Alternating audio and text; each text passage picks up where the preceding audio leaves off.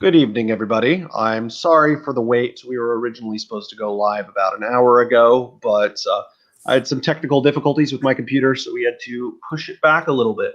But today we're going to have another, more or less a more tongue-in-cheek episode of the Political Pigpen. Something I thought would be fun. We're going to be talking about grifters and charlatans in new media, and maybe to a lesser extent in old media.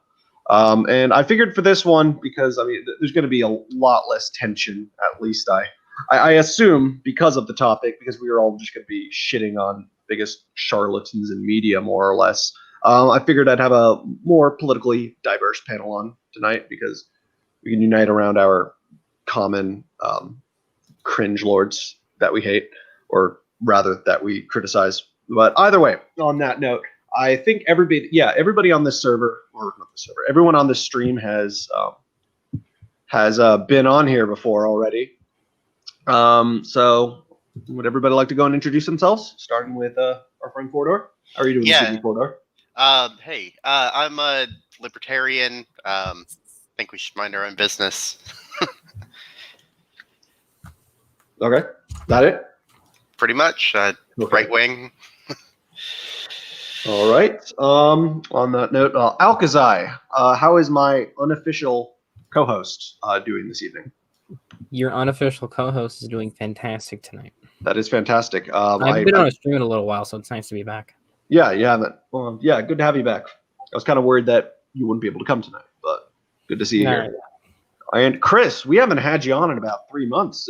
You were on episode 1 of the show, I remember. Yeah, I was. Yeah, and we haven't had you. We have not had you on since then.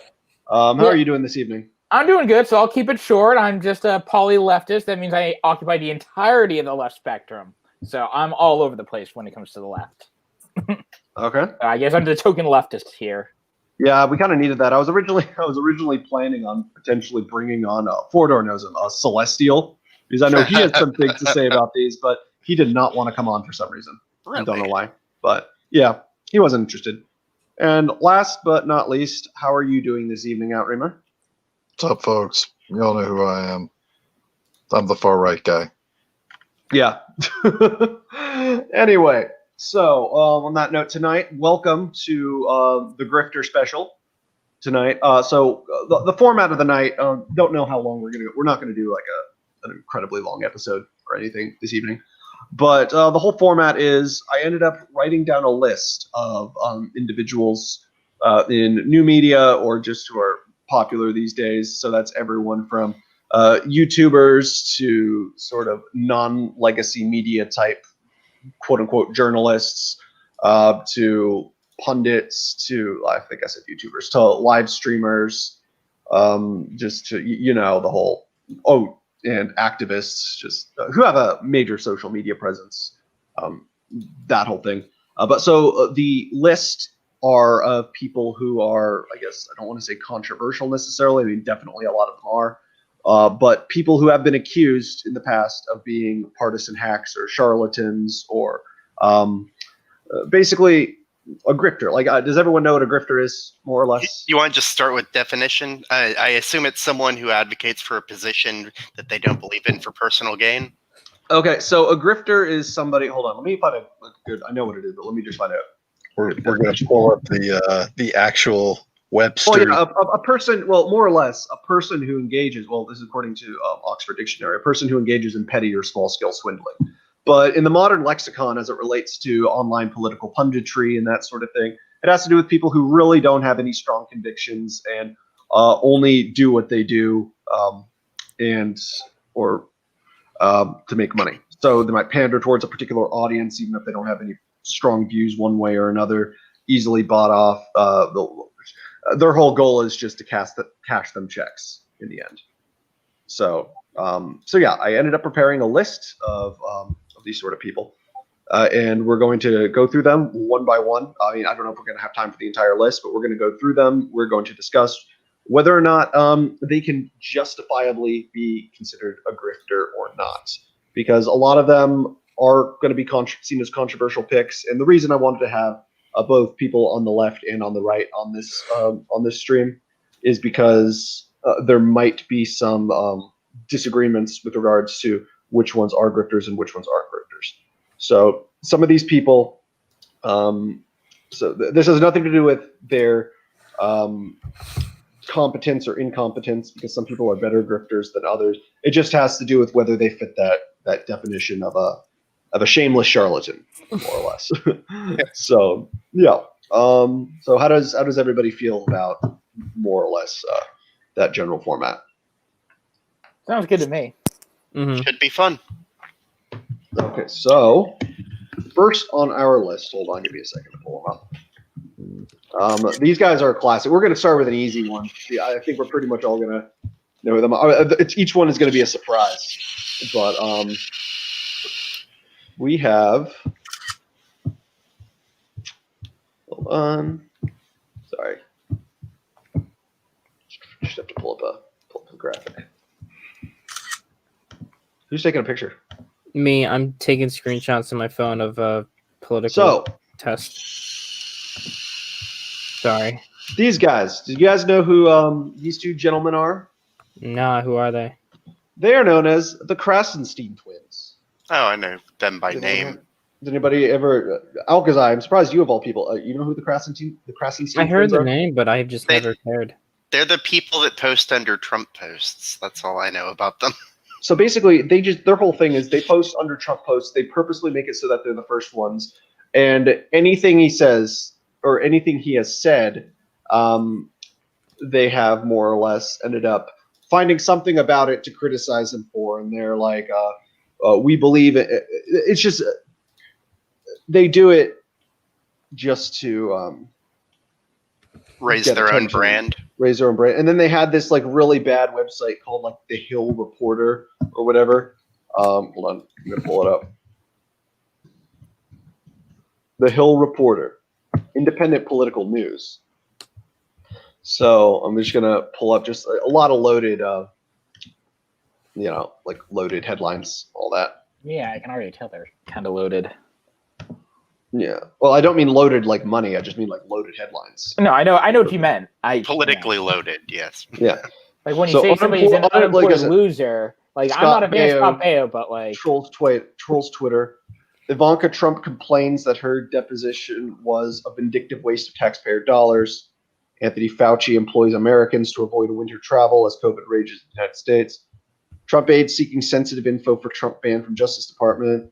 Asked Georgia investigate Lindsey Graham. See, soon to be unemployed Donald Trump Jr. maybe England to keep control of the NRA, which doesn't even. That sounds like speculation and fake news. Honestly, like that just does not. Yeah. But that's basically it. Florida Republican tells voters to commit same fraud. So yeah, this is what the Krasensteins. This is what they're about. They're about just like Trump bashing. Trump bashing, basically. But the thing is, the funny thing is that they actually have an interesting history of. Hold on. This is going to be funny. You guys are going to like this. Oh, great. They had a pyramid scheme. How'd you know? Oh. Because you're bringing up the screen. Whoops, I thought I should. Okay. well, so- technically a Ponzi scheme is not a pyramid scheme. No. Scroll back up. Yeah. Yeah, no, we're not playing that. No, so I know this is the Daily Beast, not my favorite, but gets the job done, at least in this instance. But yeah, Negative at the left. Yeah. In late 2016, federal agents showed up at Fort Myers, Florida homes. Brother Brian and Edward Krasenstein seizing computers and financial records, hauling off at least 20 to 30 bundles of stuff. So. Oh, wait. Okay, so I don't know who these people are, but I was typing them into Twitter and like, oh, I've seen their wife before. You've seen their wife. Oh yeah, no. So basically, they got banned from Twitter. That's the whole thing. The story. They got banned from Twitter, and then Wasn't it for running multiple accounts or something? I don't know. It was something like that. But they got banned, and then he took over his wife's Twitter account, and it's so obvious that it's him. But I guess Twitter doesn't care or something. I don't know. Well, As that's long like as he doesn't- his wife did the thing where it's like, goodbye, everyone. I'm leaving Twitter now. Yeah. Okay. That's interesting. So I didn't know these guys before this, but now it's like, oh, I've seen something that's related to them that I am familiar with. So, oh, that's interesting. Yeah, I haven't followed them much, but I've seen their content around on various things. Yeah. So I mean, it's just so they wrote this really, really bad children's book. Like it was called how the people trumped Donald or Ronald Plump. And it was a kid's book, and it was like more or less sexualizing Robert Mueller, and he had like the shirtless picture, and it was really bad. That reminds me of those like right-wing children's books that do that same exact thing. So these are like the same. This is just a left-wing version of the people who make the Ted Cruz coloring book. Yeah. I don't know if you guys remember that. There was actually a Ted Cruz coloring book. There's also like the anti-feminist. Like, okay, so this is the Krasensteins with their book. Hold on. Yeah, that just looks cringy. That children's book. Yeah, it was. And then the Steve Bannon is a score. So Steve Bannon is Trump's hair, which is weird.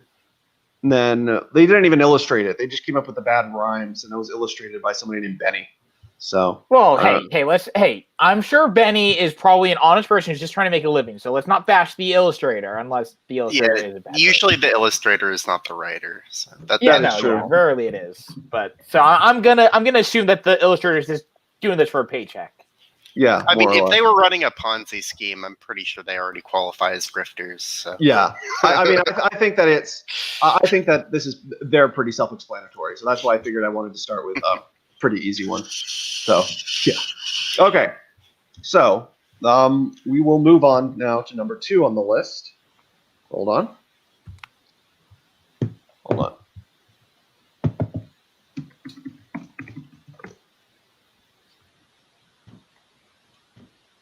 So this one might be a little controversial. So, I mean, on the midnight stream the other night, we were actually debating whether or not he's a grifter or whether or not he just has a shitty show. Who? Dave Rubin? No. Steven Crowder. Yeah, I think he believes what he says. No, yeah, he's not a grifter. I don't think Crowder's got a problem here. I don't think the Daily Wire crew or Crowder are grifters. I think the problem is that Crowder is trying to play the frame game that people like The Daily Show that became really popular, sort of like in the late 90s.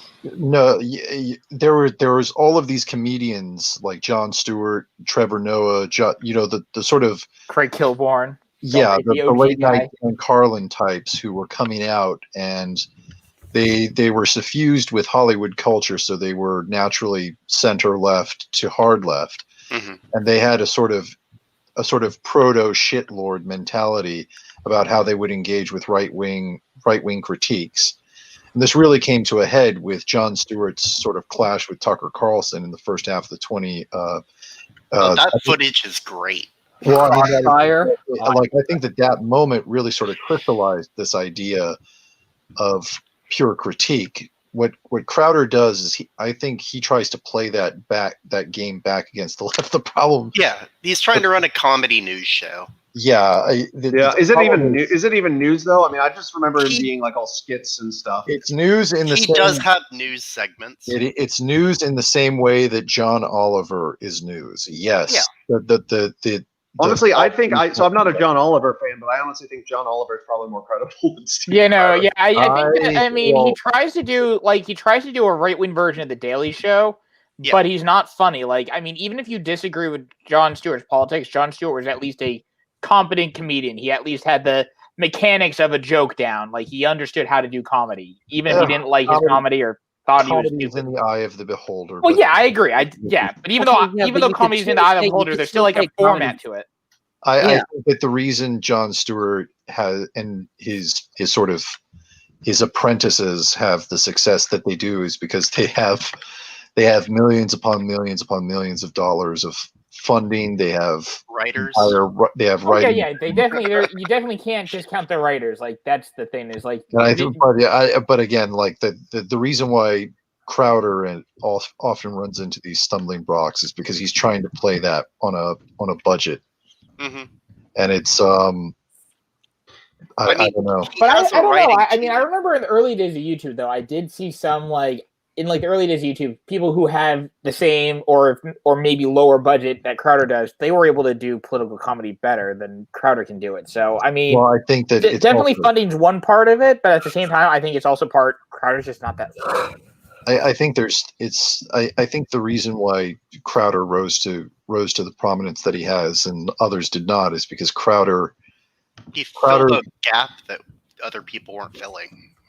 that's an element of it, but it's also, I think, that he's acceptable enough that he can. I know he has issues with the algorithm, but he hasn't been booted off of. He hasn't been completely censored off of the internet. Yeah, he knows how to do he knows how to be like a PG rated bigot. Like I that's like he like found a way to be like racist without being like Okay, so I'm I'm not a Crowder fan by any means, but how is he racist?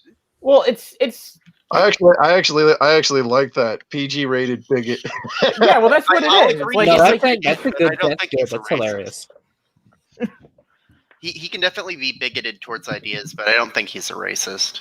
I mean, it's not so much that he's like put on your clan outfit type racist. He's definitely not that type of racist, but it's like it's and I mean, this is obviously me being the leftist here, but like he'll do things like put on the Native American attire and then like completely misrepresent what Native Americans in America were. I never got that as like. I mean, I think what you're Cultural saying. appropriation. Someone who's we pretty think. smart. No, Steve. What he's trying to say is that Steven Crowder is sort of casually racist in the same way your parents are sometimes.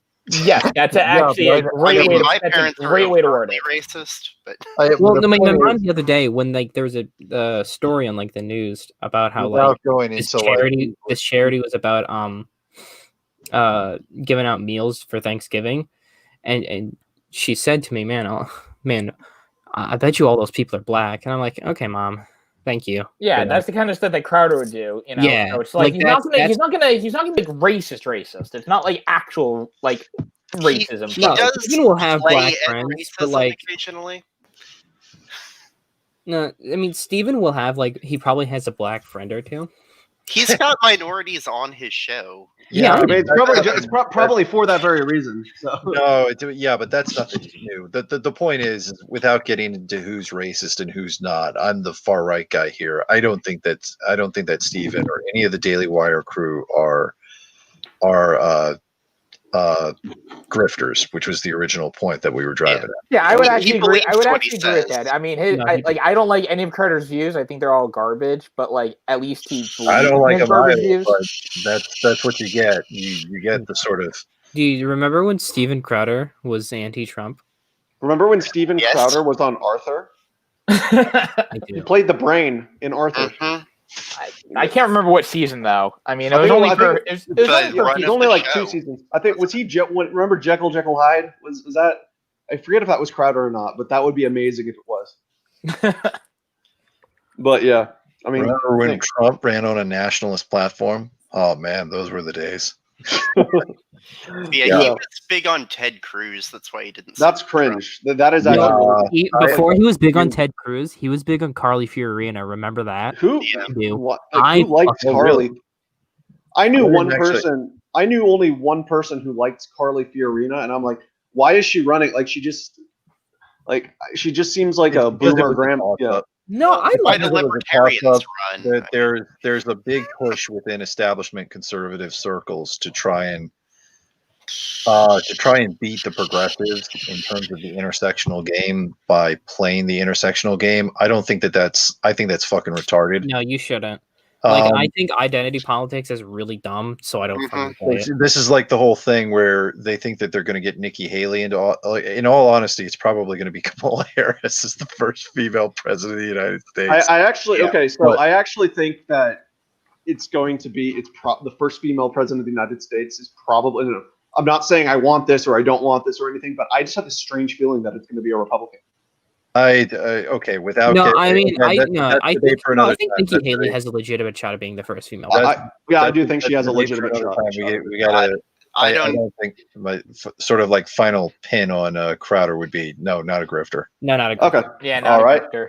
Okay, I like Nikki I Haley. agree. I'd Not vote, a I'd grifter. vote. I'd vote for Nikki Haley in a heartbeat. I love her. Oh Lord. Interesting. Okay, so next up we have. Hold on a second.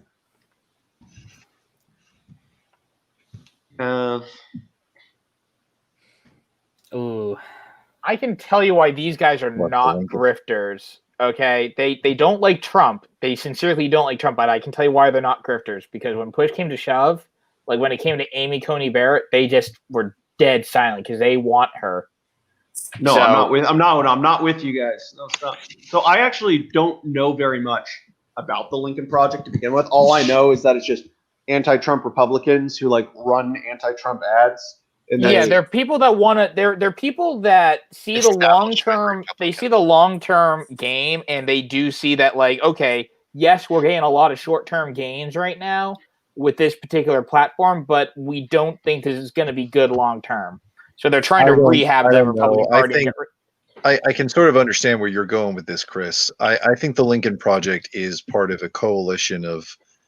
I agree with you what they are. They're a coalition of former Never Trumpers who have sort of banded together. And if you wanted to I don't mean to straw man him, but the kind of Ann Applebaum, David Frum types who think that what they're going to be able to do is that if they can get rid of Trump, if they can put down sort of nationalist populist movements within the right, that they will emerge as these respected intellectuals and be able to actually lead. And this is the sort of it's the return of the swamp, the return of the neoconservatives, the return. well, I want the neocons to come back. So Well, I know Really? you want Oh, the that's neocons to because come back because you know, but I don't want the neocons back. Yeah, but I don't think anything. I don't think anything you said really actually conflicted with what I said, because I do agree with what you just said. I do actually agree. Well, with that. it's as the right wing, as the only guy who's coming from sort of like the right wing edge of this. I just wanted to put my 2 cents out there before. Yeah, no, I mean, yeah, and I definitely agree with that. I mean, like I said, I think that's like, they are definitely the return. It's definitely the return of the neocon, and the reason why is these guys think like, oh well, just looking long term, we don't think nationalism is going to be a viable. I think some of them in there are grifters. I think it depends on the person within the. Well, I consider all yeah, because the thing is, there's tons of people in this project, so I think it's really.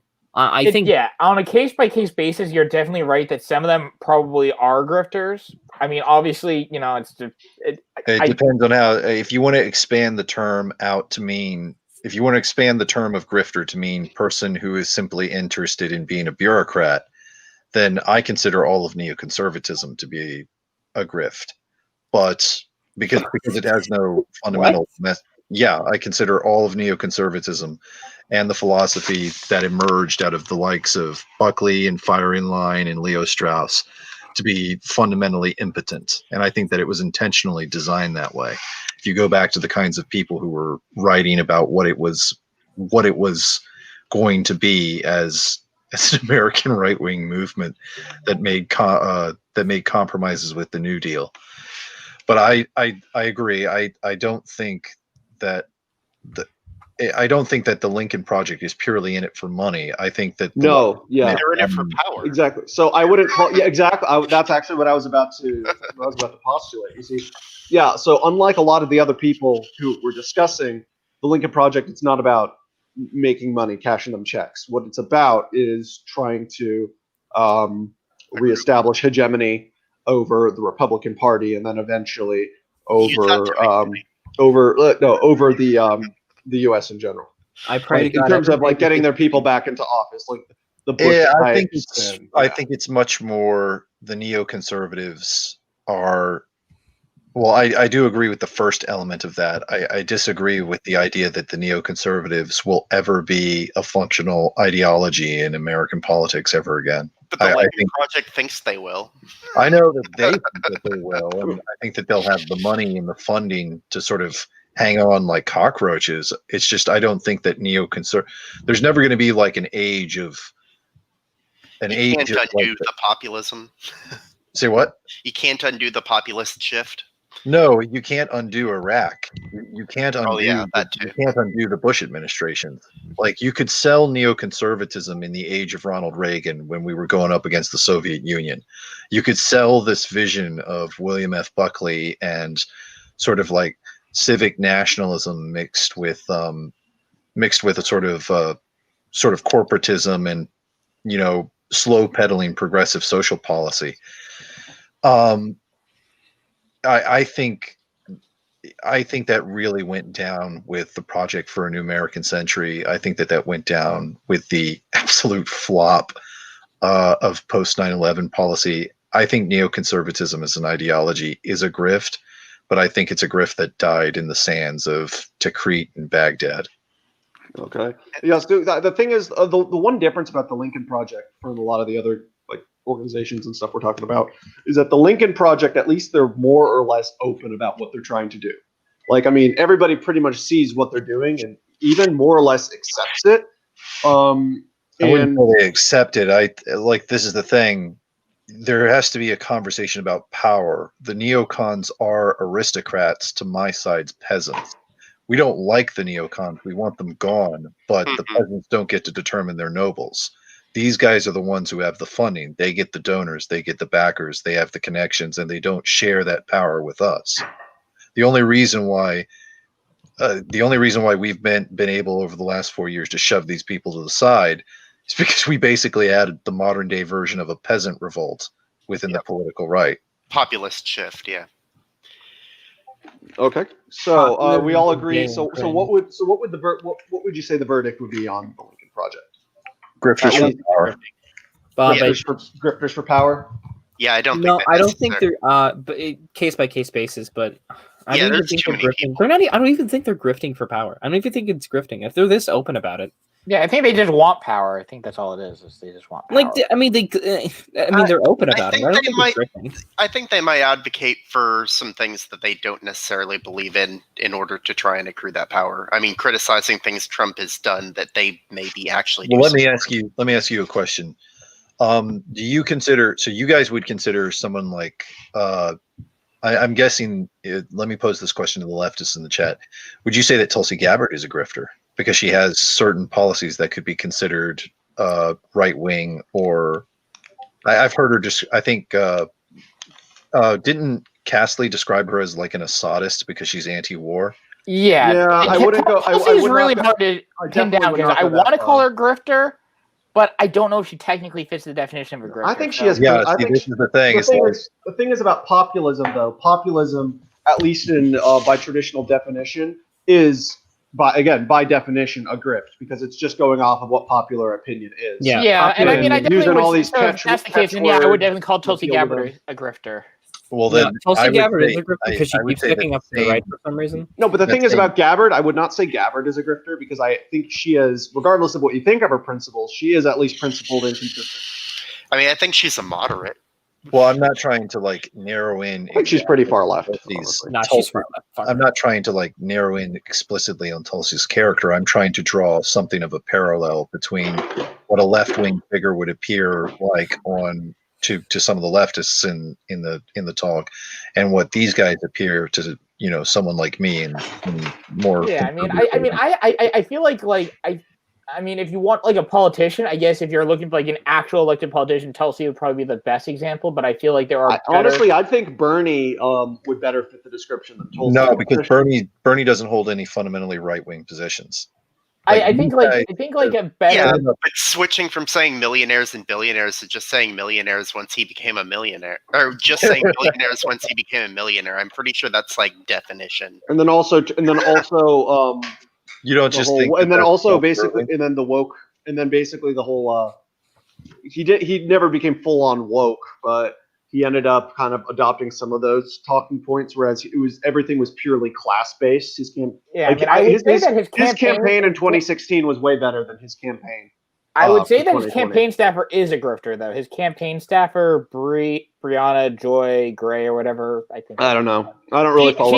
She is probably, in my opinion, the best example of a left grifter, because literally the other day she's like, "Oh, I really should have been pushing harder for Trump." It's like because she's so anti-establishment that it's like wants to go with the anti-establishment right winger because she views him as being more in line than people who are politically on her side.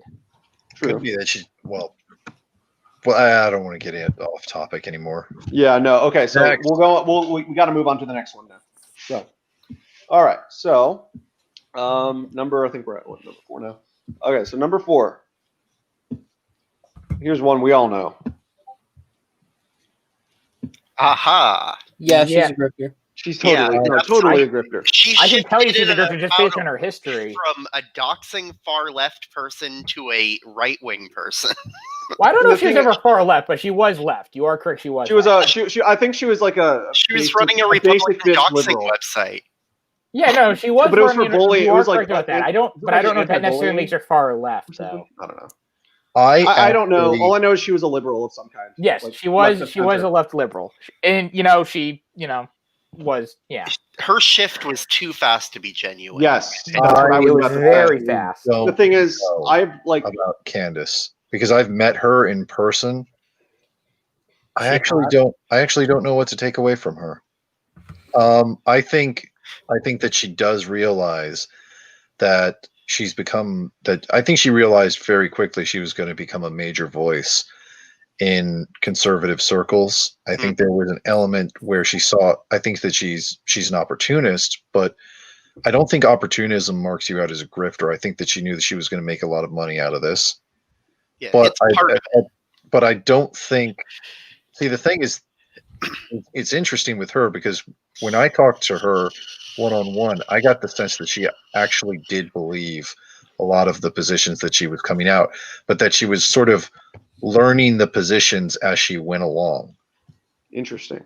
So think of it like this. It's like you jump head first into it and you sort of end up with these cringy takes where she's going on Joe Rogan's podcast and like, you can tell she has opposition to, she's sort of like, she's adopted the right wing position on climate change or environmentalism, but she's doing it, but she doesn't really know how to actually lay out the right wing position on. Wouldn't that then be grifter? Like she doesn't know what the position is, and she's taking the position. It seems more like a tribal thing at this point, or she's just saying, again, are we describing grifting as somebody who's just in it for money, or are we describing grifting as tribalism?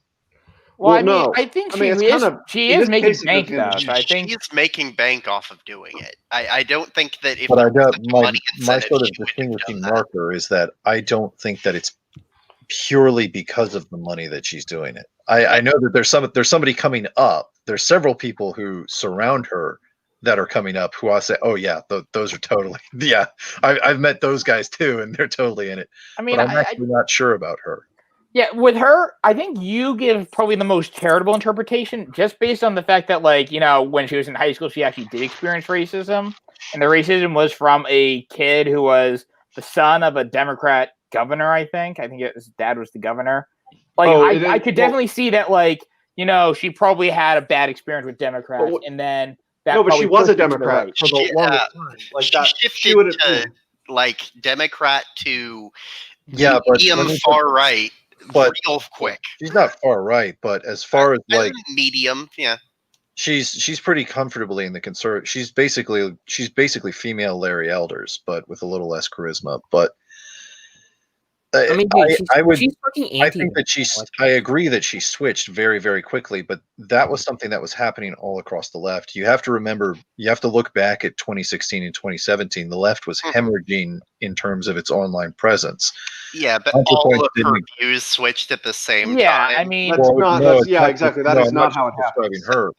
I'm not just describing her. I'm describing the left was experiencing a massive defection in terms of its online presence. You had it was Lacey Green, you had the walk away movement, you had all of these people coming out, and she was sort of mixed up with all of that, but she was easy on the eyes, and naturally she was very cute, and that helped her growth and all of that. I think even Roman Millennial used to be a leftist, but you had all of these people that were No, I don't think she was ever a leftist. I think she was She was a libertarian. libertarian at one point. I know. She was all right, a that was libertarian. switch. All right, and then she moved towards social conservatism. But you had this massive shift of people towards the political right Sure. during that period, And But I don't think somebody's entire like political philosophy on basically any issue you could name changes overnight like she did. I don't think that it does either, but I think that what it is it's the thing. It's the case. My sort of perspective on her is I think it's a case of walking and chewing gum at the same time. I mean, yeah, that would definitely be the most charitable. Like I said,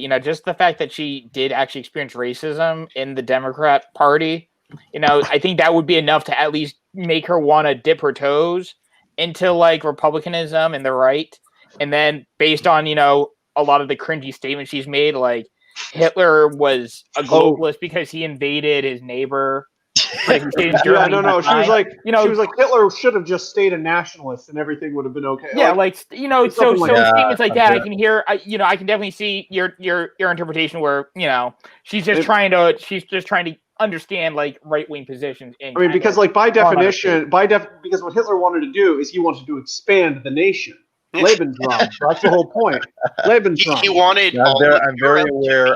Dude, you don't have to go into all of the. I know. Of the takes of Turning Point USA. I'm aware of the hilarity from those groups. Yeah. Well, we'll get there in a couple minutes. But Candace Owens, like what I think of with Candace Owens is I can't tell if she is smart or dumb.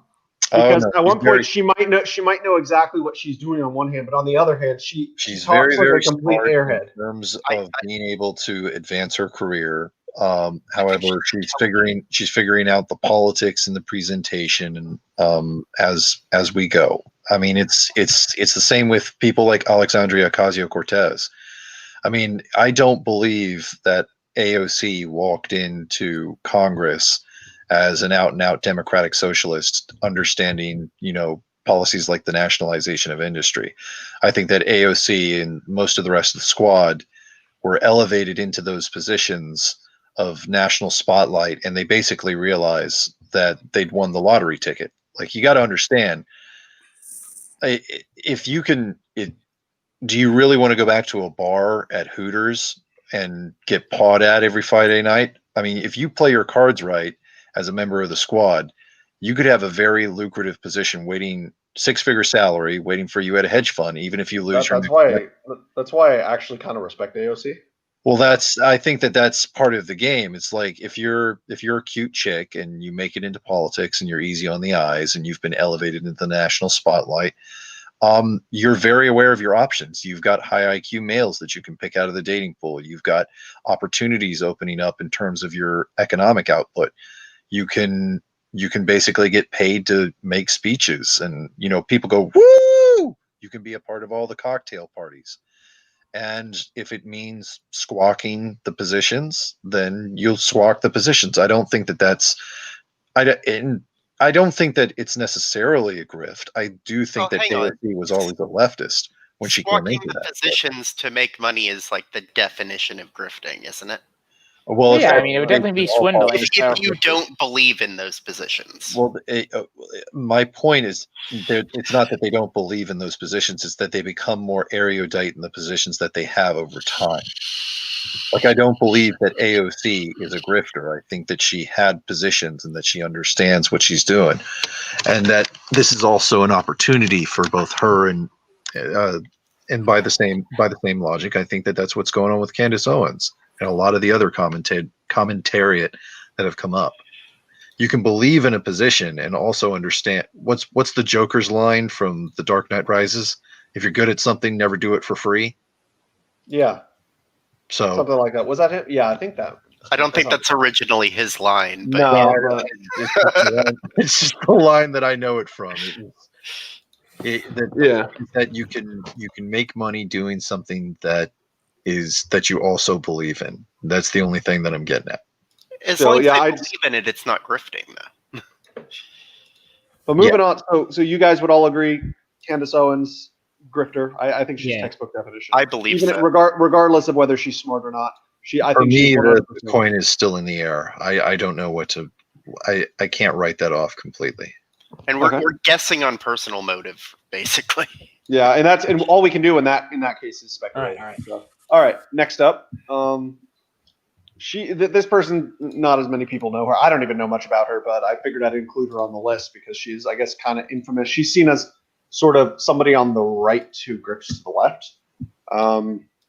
Jennifer Rubin, I think she's a Washington Post writer. Anybody familiar with her? You know who that is? No, I don't think so. She's just an old school establishment conservative.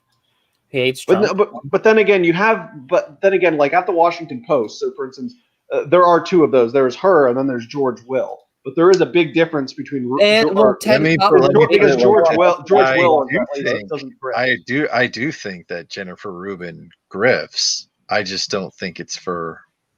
I don't think she has a party allegiance. I don't think that she's an old school Republican. I do think that she. How much can I say here?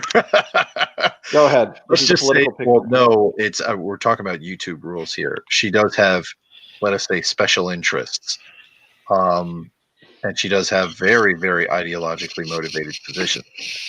I don't think she has loyalty to either the Republican Party or the Democratic Party. I think that she's loyal to those parties insofar as they fulfill a very, very narrow set of special interest groups that she caters to.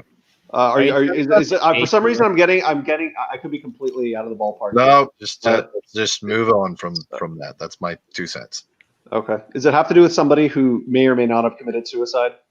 It has to do with a certain country in the Middle East. Oh, okay. I see what you mean now. I mean, we've talked about we've had that sort of conversation. I don't want to go into that. All right. Okay. No, I don't think she's a grifter. Yeah, I don't think so either. I think like she might be similar to like the Lincoln Project, but yeah, I haven't seen enough of her. I haven't seen enough of her like politics or her history of politics. Like all I can go is based off her Twitter profile, which makes it sound like that she's a conservative who is a never Trumper. So it makes me believe she's a. Plenty of these. J.J. McCullough is sort of. He has a more nuance. He's more mixed on Trump, but he's generally, I think, anti-Trump. And you also have Ted Koppel, who's also sort of in that camp. And, of course, George Will, as we already mentioned. Yeah. George Will's not that bad. I actually like George Will. I love George. Yeah, I have his book. His book from like a year ago was actually pretty good. It was like he's like a Barry Goldwater style conservative, which I can respect. Based as shit, am I right? Yeah, but yeah. So next, well, I guess so. What's the verdict on Jennifer Rubin? Would you say? Yeah, not a grifter. Okay, so maybe like somebody who's not a grifter, but who isn't necessarily afraid to grift when. Yeah. Okay. Fair enough. All right. So next up we have. Hold on. Let me actually have to close some links real quick. All right. So next up. Come on.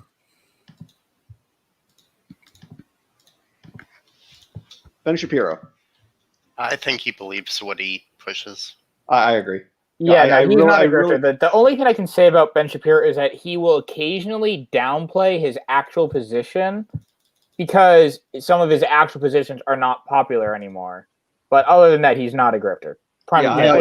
He mostly downplays his foreign policy takes because he's very neoconservative. Yeah, it's his foreign policy takes, and he will downplay his like social conservatism because he wants to be the cool kid philosopher, but he doesn't want the cool kids to know that like. By the way, I actually don't like gay people, so he'll downplay that hard. I mean, but the thing is, I don't think you can really even criticize him for the whole gay thing because he's not anti-gay marriage in terms of policy, but he's religious, and so in terms of his like personal views, his personal moral views, he is against it. So I don't really think that his personal views are relevant. Okay if it was just his moral views, but the thing is that before Obergefell v. Hodges, before that, he was hardcore going anti-same-sex marriage. I mean, so were most Republicans, but now they've come around and realized. But but if you gave him the option to say, hey, do you want to get rid of same-sex marriage? He would say yes in a heartbeat. Not because of his moral views, but also just because like he doesn't want secular society to basically be a thing. So I'm gonna give Chris. I'm gonna give Shapiro the benefit of the doubt and say he might be fine with civil unions or making it like leaving it up to the states. He would say he would to save face. He would say it's up to the states. But if you ask him what about your state, he would say no. So if you ask him about his state, he would say no. But that's fair. He would say I'm fine with it on a state by state basis. Yeah, fair enough. Yeah. Okay. So yeah, Shapiro. Okay. Oh, am I going to throw in here? So yeah. like my bid on Ben is again another guy I've met. Yeah, he's not a grifter. He believes what he says. He downplays his foreign policy from time to time. I disagree with Chris. I don't think he downplays his social conservatism. I think that's his whole selling point. Like he started cursing recently on his podcast, which was kind of shocking. I knew he cursed here and there, but his whole control of the language thing was important for both his personality and his image and all of that sort of stuff. But I mean, no, I don't agree that he downplays his opposition to homosexuality. He's not trying to appeal to he's not trying to appeal to people like you, Chris, or people like Alcazar, and neither am I.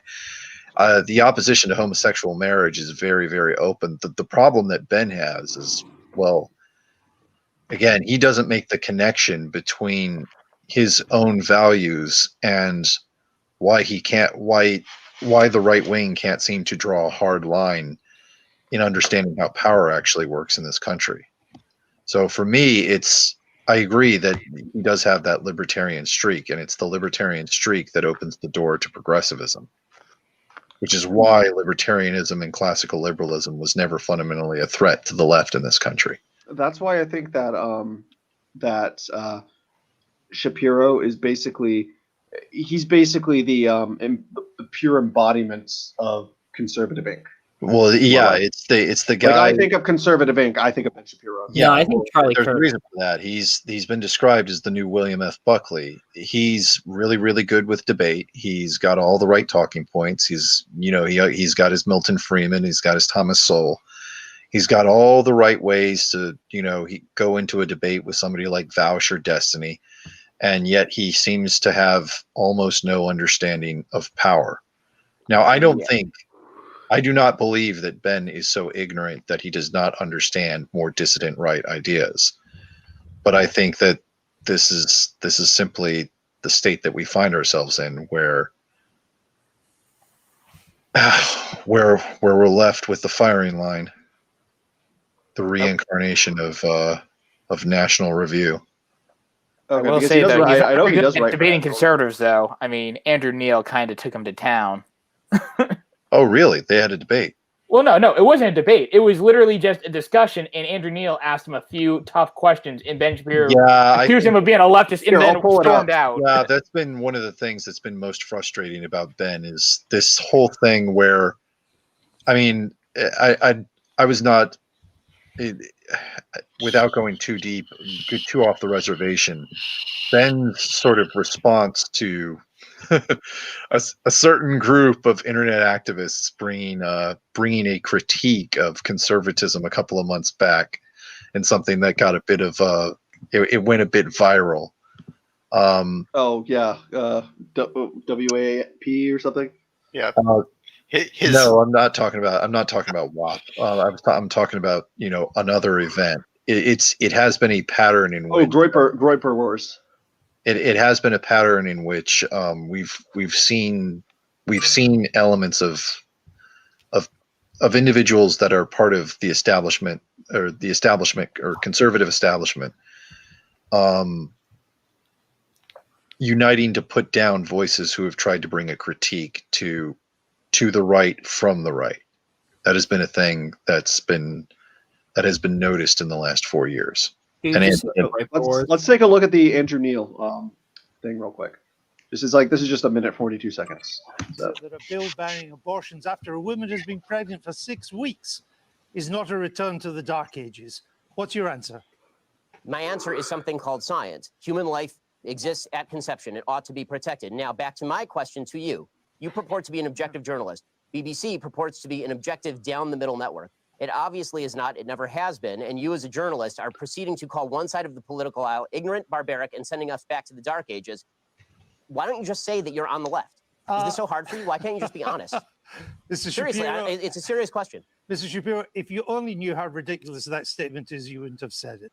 I just asked Really? you a question. And I asked you a question. You failed to answer a single one of mine. Frankly, I find this whole thing a waste of time. If you want to read the book and critique the book, why don't you read and critique the book? If you want to critique me, you can think whatever you want of me. Why don't you frankly, just try and I don't answer care. the I don't frankly questions? give a damn what you think of me since I've never heard of you.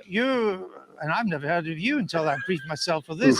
But that's not the issue. You have a Then new why the hell book are you out, interviewing and me, it's an interesting book. But my point is, your book claims Well, that it'd be nice if you would society. quote it from time to time. Your book is, well, actually, I've done so several times, and I'm about to do so again. If you would let me just finish the question. Your book frankly, I don't claims think that this- you know what? society Honestly- is turning honestly, its sir, back on Judeo-Christian values. Yeah, this is What are considering those values? considering what are the values it's turning its back on? I'm not inclined to continue an interview with a person as badly motivated as you as an interviewer. So I think we're done here. I appreciate your time. Sir. All Thank right. you so Well, much. thank you for your Well, time. it definitely made him sound like an asshole. anger is not- Yeah, it really did. Like, people have rough takes from time to time. I never really knew what to take away from that whole Andrew Neil exchange. I just, the only thing I personally took away from that was that Ben, for some reason, was really pissed off that day. No, I take from it that Ben just has a shtick. He just carries around interview from interview. And this Really? time it Didn't do his failed. research to realize, wait, this guy's on my side. Yeah, And the they done guys the research to know that he's on Andrew his Neil side. is a pretty hardline conservative in the UK. Yeah, that doesn't mean the same thing as it does in over here in the States, though. The Okay. Conservative Party is pretty well. Yes, understood that's not to CDC. be right-wing. That proves my point. Like there are some Okay, issues so- that there are quite a few issues that Boris Johnson Doesn't that left feed to into fight my in on. point, though? If the Conservative Party is to the left of the Republican Party in the United States, and Andrew Neil is a conservative in a left-wing country with a center-left party and a hard-left party, then Ben Shapiro, as a center-right guy going over to the UK, is going to end up debating a center-left guy. No, Well, I at don't least think by Andrew- American no, standards. Andrew Neil's not. No, Andrew Neil's not even like. I mean, for one, the UK political spectrum isn't even that The same different from thing. the US one. Well, that- No, The only Point. difference, in my opinion, The UK with- political spectrum is definitely different than ours. well, It is in my most opinion, the only certainly real different. I don't difference, think it's the only, substantially different. No. the only real difference is the healthcare thing. Other than healthcare, I really don't think they're that different. And Like, abortion. It's not. There are very, very serious differences between the Conservative Party in Britain and the Republican Party over here in the States. But I wouldn't reduce it to them being left wing necessarily by U.S. I mean, maybe by U.S. standard, but I wouldn't say. I think it is reductionist to call them. They're in favor of gay marriage. They're in favor of. They're no longer in favor of a Christian nation. They're in favor of mass immigration. They're in favor of staying in the EU. They're in favor. They basically The Scotch. conservatives are in favor of saying in the EU. What? well, Yeah, he's talking about like how there is a faction of the conservatives that Well, wanted to stay in. The But the conservative whole reason party why in the the UK conservatives did the Brexit thing was to try to Because they're unify the forced to. conservative party. Remember, the Conservative Party is very big tent. It is extraordinarily big tent. Like you have the high Tories, you have the low Tories, you have One Nation Tories, you have Yeah, like Thatcherites, you have The libertarians. conservatives are to the UK what the Democrats are to the US. In a lot of ways. In a lot of ways, yeah. Political, To a certain degree, political but options, obviously. I take the Peter Hitchens view when it comes to the Conservative Party in the UK. They're not a conservative movement. They're a party that's used for the advancement of the sons of gentlemen. Interesting. Either way, though, That's their purpose. I wanted to bring this up. So since we're still talking about Shapiro, I think this is a good point to bring up the other folks over at the Daily Wire, because I do think there are grifters over at the Daily Wire in general. Like maybe Adam Carolla. Which one was that again? It was the one. It was the one where they had CancelCon in his garage. Oh, I fucking remember that. That was funny. Yeah. Oh man. Social justice warriors. Well, Adam that was Carolla, them. They made that. as far Yeah. as far as like Adam Carolla goes, I just get the sense he's just a comedian. Dude. And then same with what about well, what's his Dude, name? political. Oh, who's the writer guy? No. It starts with an L. His last name, not Levin. He's Fox News. Yeah. Oh God, you know who I'm talking about. He's the guy who writes the books. He writes books like thrillers, but he also is conservative. Andrew Klavan. Klavan, yes.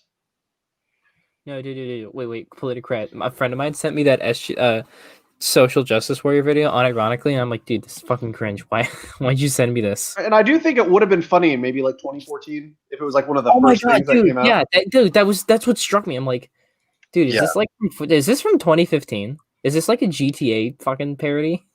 You're not that's telling what it us reminded me anything we don't already know. There's a reason why they went and they hid in the garage, but we won't reopen old wounds.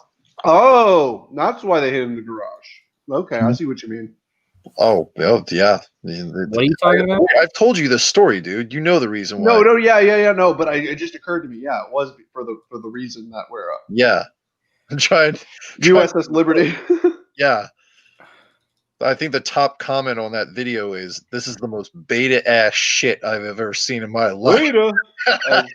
As what's his name? As Jesse Lee Peterson would say. Is Jesse Lee Peterson's Twitter account still privated because he liked gay porn? Or have they gotten over that yet? That was funny. What? No, okay, Yeah, so we're not Peterson. Jesse Lee Peterson. We're not talking about him because he's just at this point. I don't even think he qualifies as the conservative grifter thing because I think he actually believes what he says. Wait, but he's like so he's not a parody? No. Basically, Jesse Lee Peterson is basically the real life version of Uncle Ruckus from Boondocks. Well, yeah. Oh my lord! I thought he was like a parody. No, he's not. He's real. No. Okay, it was hilarious. Like his conversation with Destiny. Okay. You're gonna get your stream nuked off of YouTube if we keep going down this rabbit hole. So, all right, but yeah. Oh yeah, like Hunger Country Ball saying, Jesse Lee Peterson's too insane to be.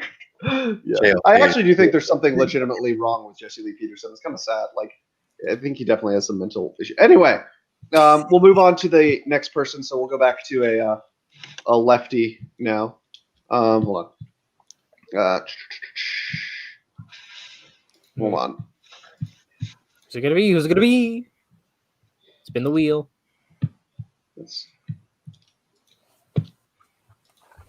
Kyle Kalinske. No, he's not a grifter. No, not a grifter. He believes what he.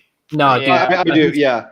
Yeah, I mean, I'm not a fan of him, but yeah, I did. I think he's in an echo chamber, but no, he's not a grifter. No, Never- dude. I hardcore don't think he's a grifter one No. like, at all. Next. Next. Move on. Okay, next. Hold on. Let me Okay, so next we have Stupid fucking okay, this is gonna be an easy one, but he was already mentioned. Hold on. Is it the Charles Kirk? Pardon me? Okay, the Charles Kirk. The Charles Kirk. Hold on. You've seriously just got to like pull this shit up so you can just go through it and keep it pulled up. Yeah, I know that's what I was doing, but I wasn't expecting. There we go. I was gonna do it while we talked about Kalinske for a second. Crimson Chin himself. Yeah. I've met Charlie Kirk. Is his face like 1/3 smaller than it should be? I've met Charlie. I think he's running it's a business, it's an organization. I don't think he's lying about his libertarianism. So I would not call him a libertarian. Well, he calls himself a libertarian, and he's coming to the Republican Party with a sort of social liberalism, social libertarianism sort of deal. I think 5 or 6 years back, he would have probably been in the Ron Paul camp. Really? Yeah, but yeah, in terms of, I think the reason he puts so many people off, I've said this before, I just think join the military. Wasn't he planning on it or something at some point? He says he was thinking about it, but you don't have to go put your 4 years in. But seriously, dude, you got to go to boot camp. You got to get yelled at for a little while. You got to be, in a platoon for a little while, get some dirt on your feet, and just chill the fuck out. It's does he still live with his parents? Like, I remember that was a big thing. I don't think he does. He's leader of a multi-million-dollar organization. I know, but that was what was really funny though, is that it's like he was a multi-millionaire, but he still decided to live with his parents because he listed them as his parents' house as his address. Doesn't his dad tell him what to do or something? Or No, was that- that's Crowder. Oh, that is Crowder. Yeah, that's right. Wait, Crowder's dad tells him what to do. Yeah, no, Crowder's dad's his like actual like scheduling agent. So Yeah. like that's why you don't see Steven Crowder Wait, he that ever. red bearded talk guy to- on the show? No. What? Is he the red bearded guy on the show? No, I No. don't think so. I thought like That's Crowder's got just his whole- friend from his church. Oh, okay, all right. Of course, I think it's a that's friend. his half-brother. So, Fair enough. but yeah. So, Kurt, what is he? What is he like? Do you think is he intelligent? Because like he seems kind of dumb, but at the same time, he's managed to like make all that. Like, would he be No, a grifter? he's Because I do sincerely no, believe. no, wait, I wait. believe he's Charlie like Kirk- Shapiro. He's like Shapiro in the sense where he believes what he says, but I don't think he's as intelligent or as informed as Shapiro. I think Charlie Kirk's a complete grifter. I think he's very intelligent, even though like the takes the cringe takes he puts out, I don't think he believes them. I think Like, he's only intelligent in that he's charismatic. Well, he's not charismatic. Like I'm trying to think of how to describe it. Like he's got like he knows enough. He has enough savvy to know how to play the game. But like if you actually like were to talk to him, he's not that smart. Is what I would gather from him. Okay. In what way? Like, Like from what you I've gonna heard from elaborate? people who've talked to him, like is it sounds like that he doesn't actually like know anything about subjects that he talks about. But he really like sells it as I know what I'm talking about, even though I actually don't. So Okay. Did I tell you? I think I mentioned it many times before, but my second Twitter account was banned because he reported me after I called him the R word, which is a word I usually try to avoid. I don't really like it, but what the thing is, so he said that like Donald Trump is the reason why we are now friends with North Korea, and it's like, what the fuck are you talking about, dude? Like. And then like whenever he tweets, he has that thing where he always has the thinking emoji at the very end. He thinks he's saying something profound. And he's like, "Well, like riddle me this," and then he has like the have you guys seen that? Yeah, Yeah, it's pretty. I just call it the Charlie Kirk emoji at this point. That's honestly Anyways, Politicrat Accurate. next. Okay. Hold on a second. Next grifter. Next grifter. Okay. So, hold on.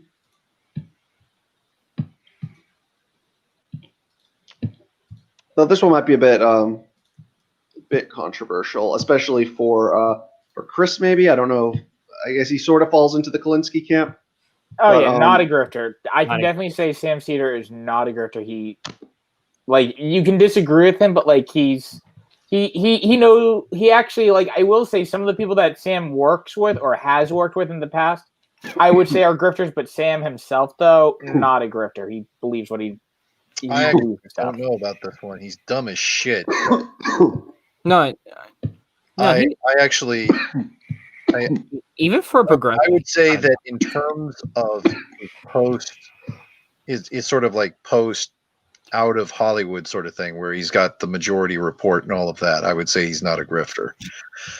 I would say he's about as intelligent as Charlie Kirk, but again, that's just what you get. Even for a progressive, he's fucking dumb. Yeah, it's sort of like if you had like a sort of if you just wanted to like run a sort of shitlord rag where you just find evil stuff to throw at people, that's what you would get with Sam. But I don't think that he's doing that for money. I think that he's got the sort of Ezra Klein idea of himself. Hold on, what the hell's wrong with your mic? It's been doing this all night. Oh, sorry. I think he's got this sort of Ezra Klein idea wherein he sees it as a sort of personal duty to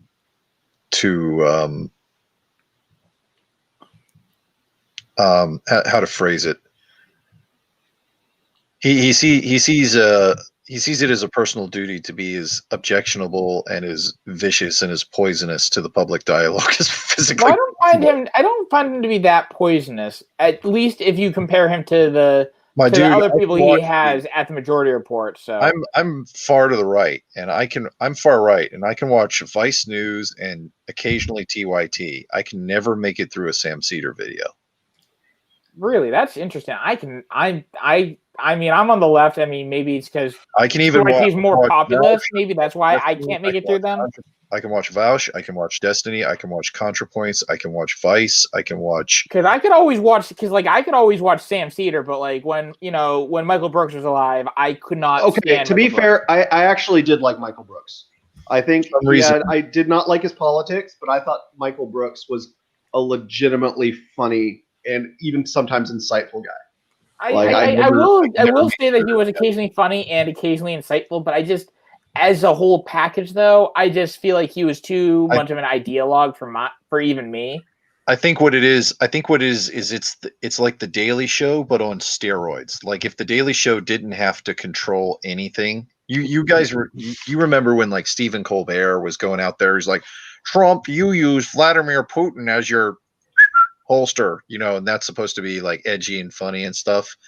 That's like that, but every single time I watch Sam Cedar, it's like I've just always found Sam Cedar very condescending.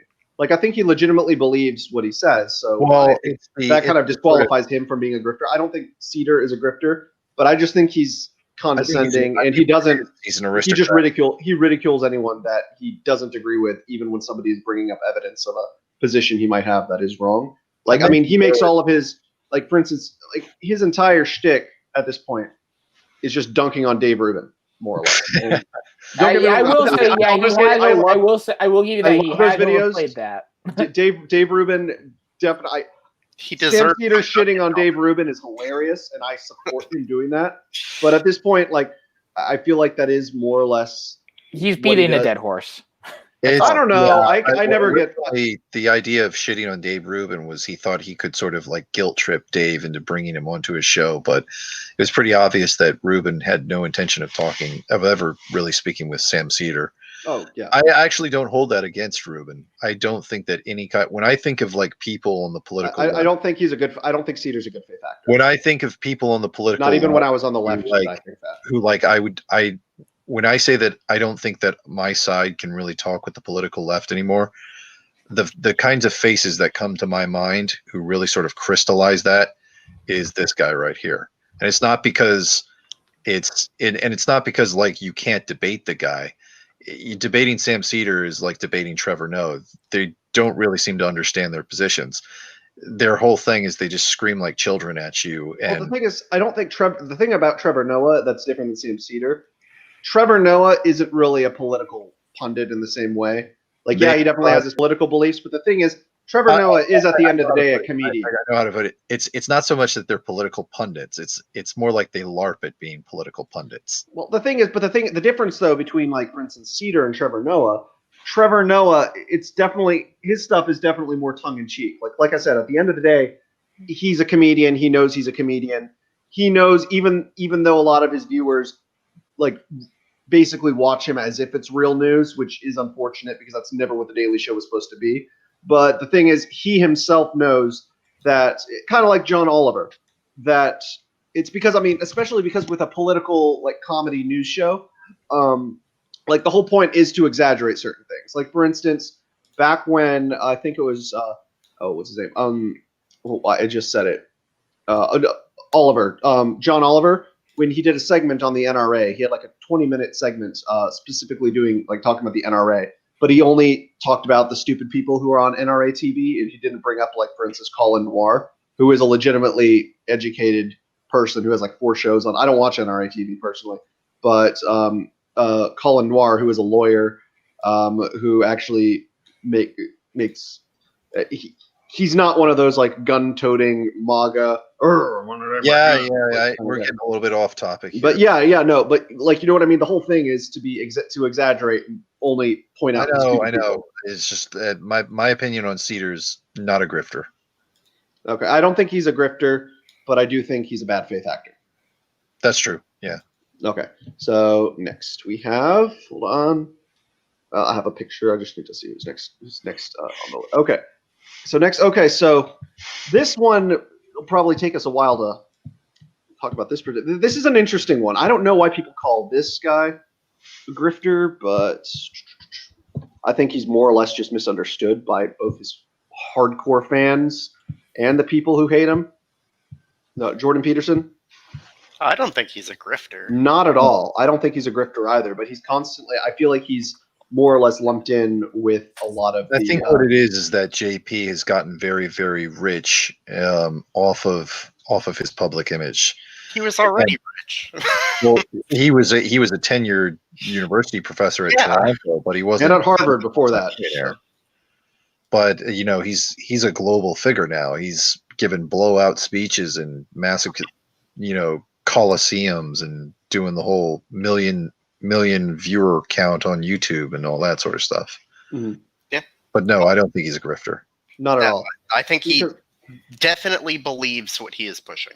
No, definitely. No. The thing is, however, the one thing, and this is, of all people, Kyle Kalinske did point this out in a video he released the other day. And Kyle Kalinske was talking about how he thought that Jordan Peterson's sort of Jungian psychology is relatively, or is praiseworthy, because he said he was a psych major or something, Kalinske, and that he likes his self-help stuff and it's good stuff to live by. However, especially the part about treat yourself as treat your body and your mind as something that that you should be responsible for, that you should take care of.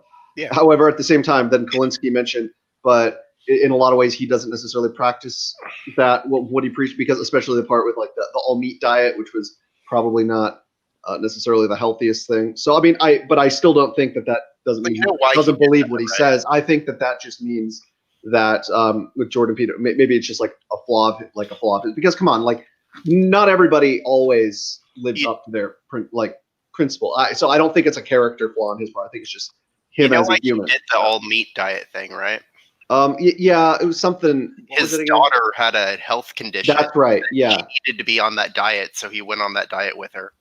Okay. Yeah, but yeah, I know then. But yeah, he's been through a lot too. Like I'm pretty sure Jordan Peterson, when he was younger, was an alcoholic, and I know he wrote his doctoral dissertation or whatever, his doctoral thesis on predispositions to alcoholism.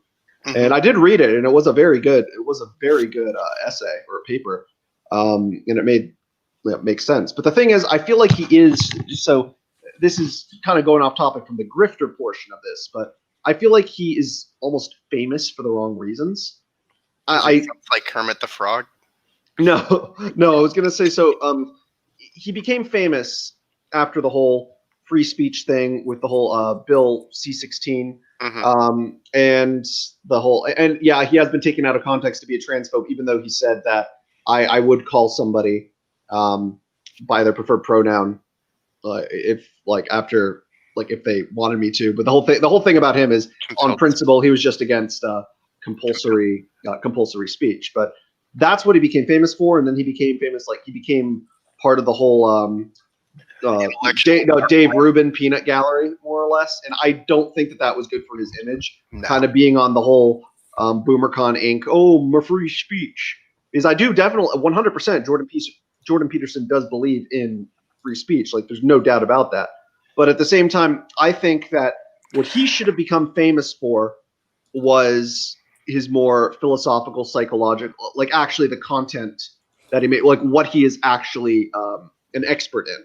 Talking about archetypes, talking about he is famous for that. well, yeah, no, but that's not how he became famous in the first place.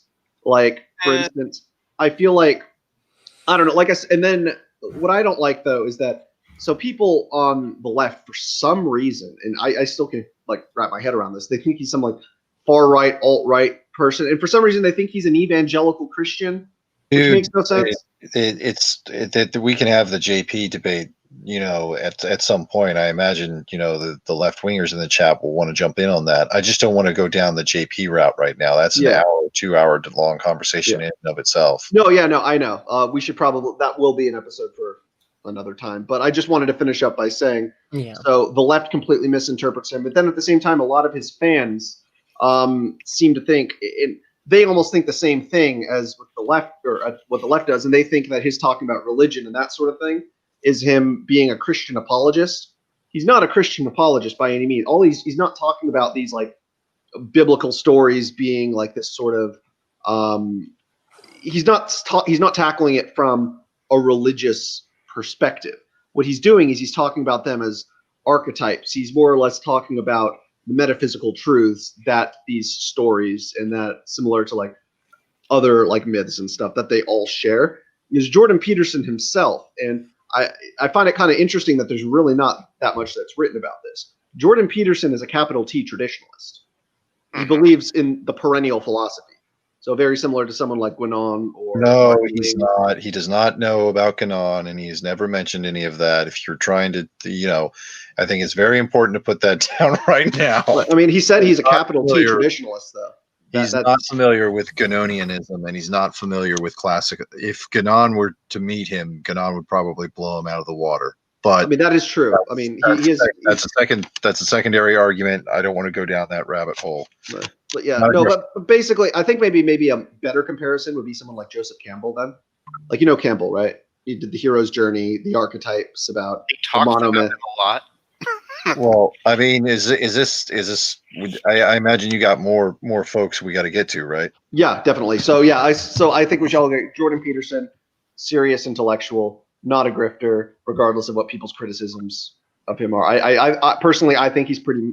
I don't want to say milquetoast, but I think he's pretty inoffensive. I very moderate. I wouldn't even lump him in with conservative ink at this point. I think he's completely independent. He just had the unfortunate. He let Dave Rubin reel him in to that whole thing. Yeah, Dave Rubin's a decent presenter, but I think he's an idiot. Well, we'll get to Dave Rubin eventually. Okay, so next we have. Hold on a second. Let me find. I'll have to get out of that picture. Let's go. So up next we have. So this is going to be an interesting one because I'm still kind of divided on this even. Shoe on head. No. She radically changed her beliefs too. I don't think she was ever particularly conservative. I mean she never was. Yeah, I'm actually pretty 100% on this. Shoe on head is a grifter. Yeah. Okay. I think she was, at least when she was with Greg. I think she's more of a grifter now. No, I think she even more now. Like you look at some of her tweets, it's very obvious that I know Dis talked about this for a bit. It's pretty obvious that she's only going towards the Bernie Sanders route because it's well understood that being politically right wing on YouTube is not hindrance. It's going to be a hindrance, and it's also not what the quote unquote cool kids do.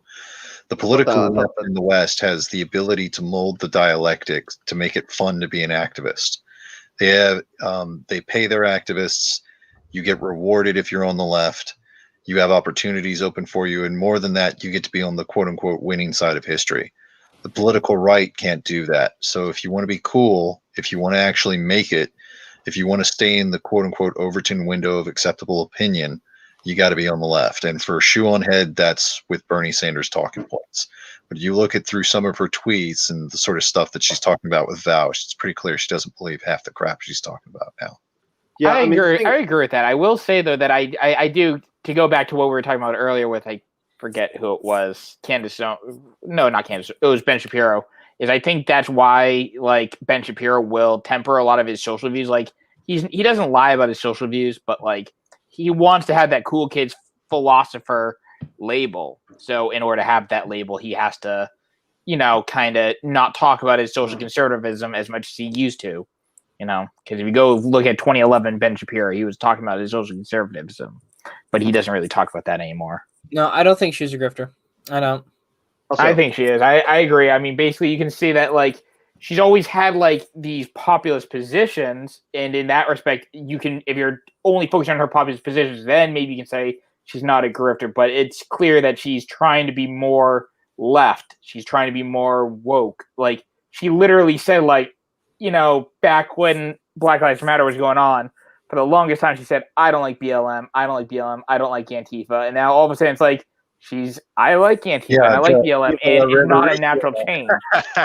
Yeah, what it is it's all of these, half of the former anti-SJWs, because they always threaten that they're going to go back through their old videos and debunk themselves, and they don't do it. Chris Reagan has already started deleting some of it. And yeah, and so did Armin Skeptic. Armin guys like Crowd on T. Wait, Armin Skeptic deleted some of his videos? Crowd Yeah, T. I mean, Crowd T is apparently coming out and making apologies for Islamism in Europe now.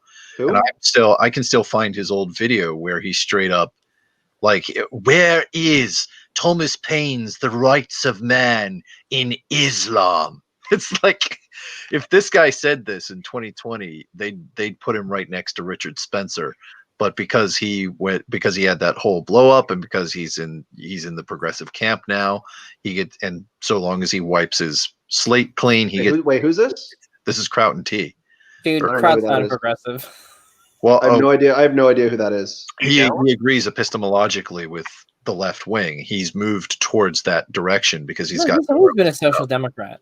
Prouton T ran a secret doxing server, if I remember right.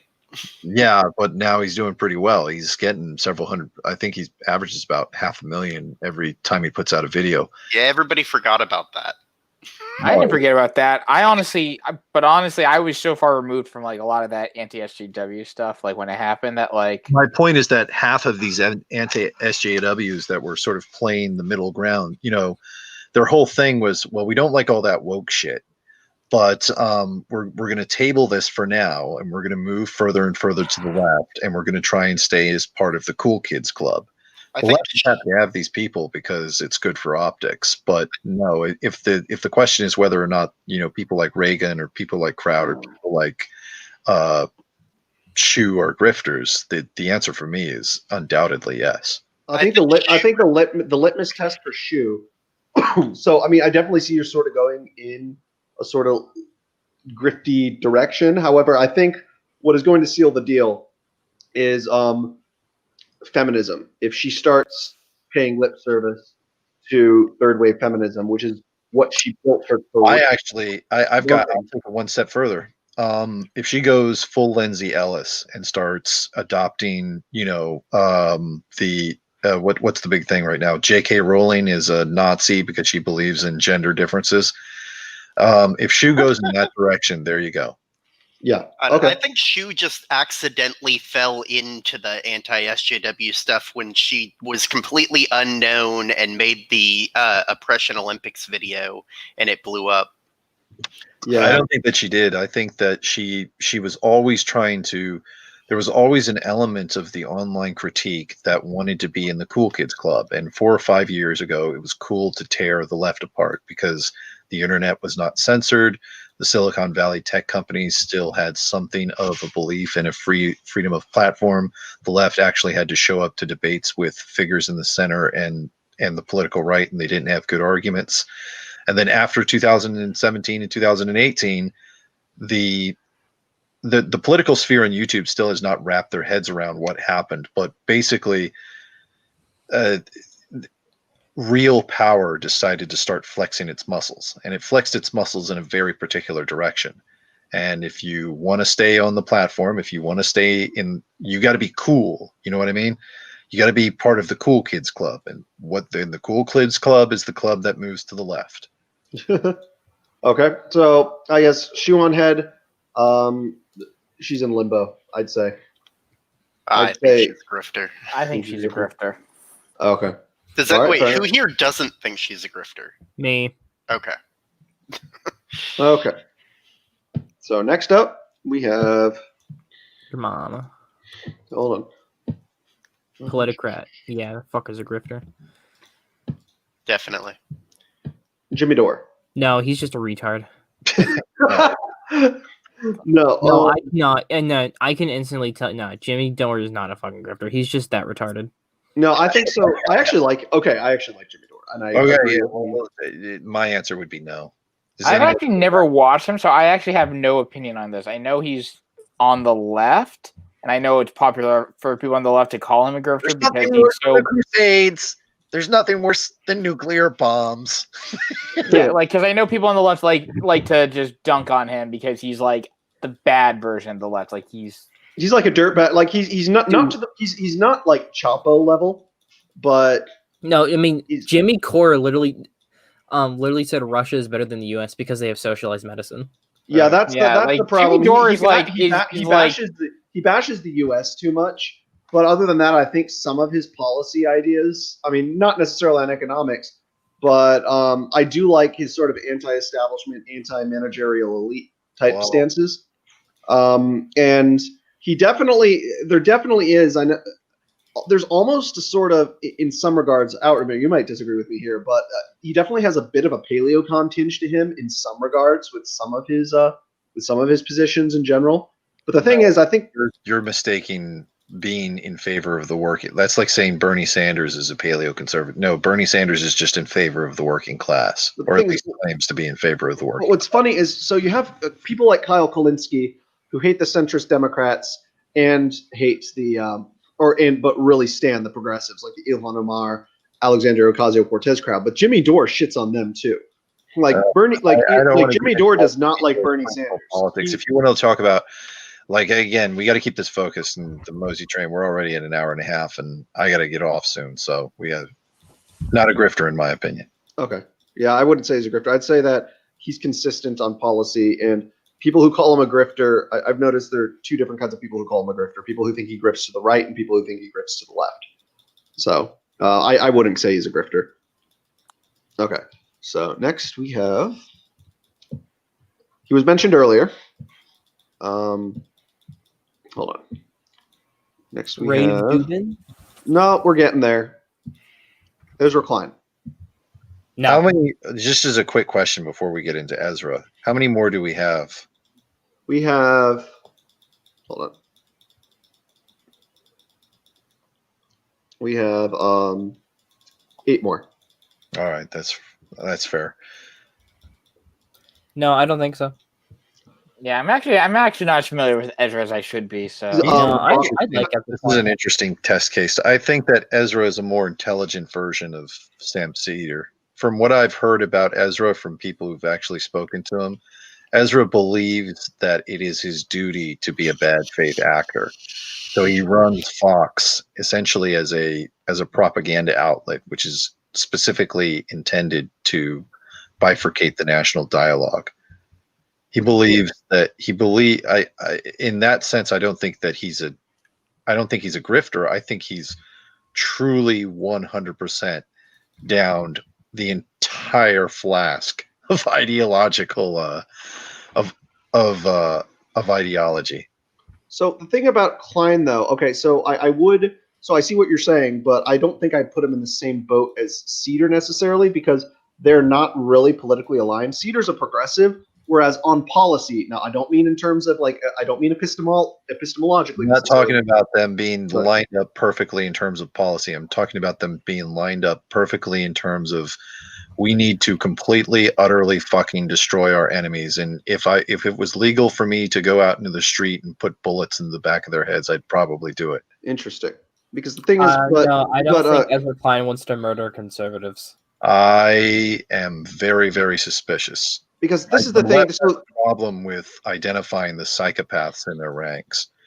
I'm very, very suspicious of the kinds of language that's come from certain elements. I'm going to be doing a podcast pretty soon where I've got to talk about the kinds of psychopathic utterances I've heard coming out of major figures in the left. And when you get to the point where you quite literally are stating that it is okay to tell lies and to speak evil in order to prevent what you perceive to be a greater evil, that you think that it's your duty to further bifurcate the national conversation in the interests of your ideology. To me, at that point, you're just a commissar. So the argument of Klein being a grifter actually comes from, so on policy, again, epistemologically, I would say he is on the quote unquote left, but in terms of policy, specifically economics, he's like a centrist neoliberal. And so basically the argument of him being a grifter is that he is ideologically centrist neoliberal, but he is pandering to the far left via Vox, especially with like a lot of the woke stuff. And Ezra is the guy who actually holds the leash of the best way to sort of describe this is that Ezra would be the neoliberal who stands behind the progressives, who dress up as Antifa and go out and lynch people like Andy No. That's actually the way in which he's the guy who fancies himself the mastermind, ensuring that the peasant revolt of the populist right gets put down with ruthless force by any means necessary. And I've seen this throughout history. I look at people like Ezra Klein, and I'm like, yeah, that guy would absolutely commit massacres if he believed he could get away with it. No, I wouldn't go that far. You can laugh that off, but you haven't been in the service. I know a killer when I see one. I see the same instinct in figures like Sante Juste. I see the same instinct in figures like Beto O'Rourke. I can see that in Beto O'Rourke. It's that sort of naked desire for absolute power and crushing your enemy by any means necessary. It's always dangerous when you get that in certain figures. What's the old Roman quote? No man is so vicious as a man whose power is answerable only to his rage. Whose quote? It's an old Latin quote from. I want to say it was Suetonius. It sounded like you said roaming millennial for a second. I'm like, no, don't. Yeah. No, I don't think Ezra Klein wants to murder right-wingers in the street. Yeah, you're missing the larger point. I don't think that he wants to do that right now, but you're missing the point of how I'm saying that he is of the type that would absolutely use any power and any means to ensure the survival of his own ideology over all others without any considerations. Okay, I know. Okay, I see what you mean there. And if he could actually, and if it were a lot of people on the right who want to do that, get away with that, you could morally phrase it in such a way in which you could put these kinds of people down. Yeah, I think he would absolutely kill people like me. I think he's more or less a propaganda. I see him as a propagandist for the managerial elite. Well, again, how are you going to phrase this? How is that to me? How is that fundamentally? That's not fundamentally different than propagandists for the Politburo. When you're so completely given to this idea, and again, from people that I know who have spoken with him on a one-on-one basis, he apparently sees it as his duty to bifurcate the national dialogue in a way. If you want the face of someone who has sort of made it impossible for the left and the right to have any kind of conversation in the United States to the point where we're actively killing each other in the streets, you need look no further than this man. Okay. Interesting take. I was not expecting, even from you, I was not expecting that take, especially Ezra Klein. I don't know a whole lot about Ezra Klein. I have a vicious hatred for Klein because I see him, I see this particular type of individual as the primary problem in American politics right now. Okay. So would you say basically he more or less, just at least to compare him to any of the people / groups that have been on this list, would you say maybe kind of in line with Lincoln Project types, except on the other side? No, I see the difference is the Lincoln Project guys think they'll have power. They're a lost cause, basically. Klein is actually part of this apparatus. He's part of the inner party. He LARPs that he's not, but when I look at him, I see him as he's sort of like a eunuch in the Persian courts. He's an inquisitor in the Spanish Escauderall. He's a figure who manufactures consent in such a way to mobilize activist bases to go out and commit violence on behalf of his coalition. He's the kind of guy, he'll never admit it publicly, who sees the calls to murder Andy No, who sees the calls to commit violence at Trump rallies.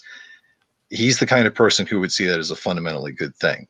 He'll lie about it because he knows that it's not optically advantageous for his coalition right now to commit violence in the streets. But this kind of person, and he's not doing it because he believes in progressivism. He maybe believes in LGBT stuff. I think he's doing it because he's fundamentally cynical about his power base. He's protecting his livelihood. He's protecting his power, and his power is wedded to this ideology. On that note, let's move on. That is the primary problem in American politics right now. We have a class of individuals who think like this. On that note, let's move on to our next subject. This is an interesting one right here, and I guess it's kind of relevant to this evening in a sense. Hold on a second. Tim Pool. Yes. Ooh, that's a tough one. I'd say for me, Tim is the guy who. No, I don't think Tim's a grifter. I just think he's. I don't think he out there. says anything he doesn't believe, but I don't know. I think he points out the problems on his own side. No, I mean, I think it could be a bit of both. But the thing is, it's like he knowingly panders to the right. Mm-hmm. Yeah, no, especially like look at his thumbnails. They make me roll my eyes. Like I like Tim Pool.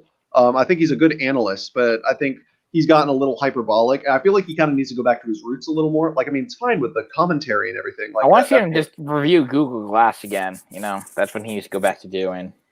I don't know. I think he was amazing when he was on Vice. Like, a lot of people don't realize this. He revolutionized like on the ground journalism for new media. And the thing is, I feel like that's why a lot of the people who, like, for instance, criticize Dave Rubin all the time, rightfully so. I feel like Tim Pool is almost like I don't want to say sacred cow, but Tim Pool, it's basically like the Book of Exodus. You have the Jews that, like, the firstborn son, the angel of death comes, kills all the firstborn Egyptians, and then the Are Jews. you They saying paint that the Tim Lamb. Pool is the angel of death? No, I'm saying Tim Pool. I say Tim Pool is a firstborn Jewish slave son. Basically, Okay. it's the Passover. Basically, he gets passed over via. No, I'm serious. Like, he's one of those people who's actually done so much, contributed so much to modern journalism that Yeah, the media does not want to smear him, even though. No, They I do. think, But if he just started doing, if he off the bat started doing what he's doing now, he'd be crucified. He built credibility before he started doing it. Precisely. Unlike, for instance, someone like Dave Rubin, who barely built any credibility to begin with, but then just ended up, I think Dave Rubin's just bad at his job. So yeah, I think Poole definitely grifts, but I do not think he is. I don't think it is. I think he- I think to he call him a grifter. panders. I think Pander, he yeah, panders maybe not to his grift, but audience. panders, I don't yeah. think he actually says anything he doesn't actually believe. And Yeah, even Bosch said that and- after they did the interview at his. He's like, no, Tim Pool's actually consistent, believes what he says. But I don't think Tim Pool's a right winger, though. I think that's crazy to think that he's a right winger. I think he is actually a right winger, but I will Maybe say in that Europe, he's but probably Europe- not a grifter, but he does How pander. would you define right wing, Chris? Because he was a Bernie bro back in 2016. I know that doesn't really mean anything anymore. Yeah, I mean, I guess, obviously, since you're so far right, I guess to you, Tim Pool's gonna be left, but I guess really, for if you, socialized healthcare. I guess it depends on, like, if you're criticizing Republicans more than you're criticizing Democrats more than you are Republicans, he's definitely more sympathetic to the right, and if you're sympathetic to the right, I'm gonna put you on the right. At least He's very sympathetic to the right. That's not how it works, though. Sympathetic to the right, though. He's negative towards the left.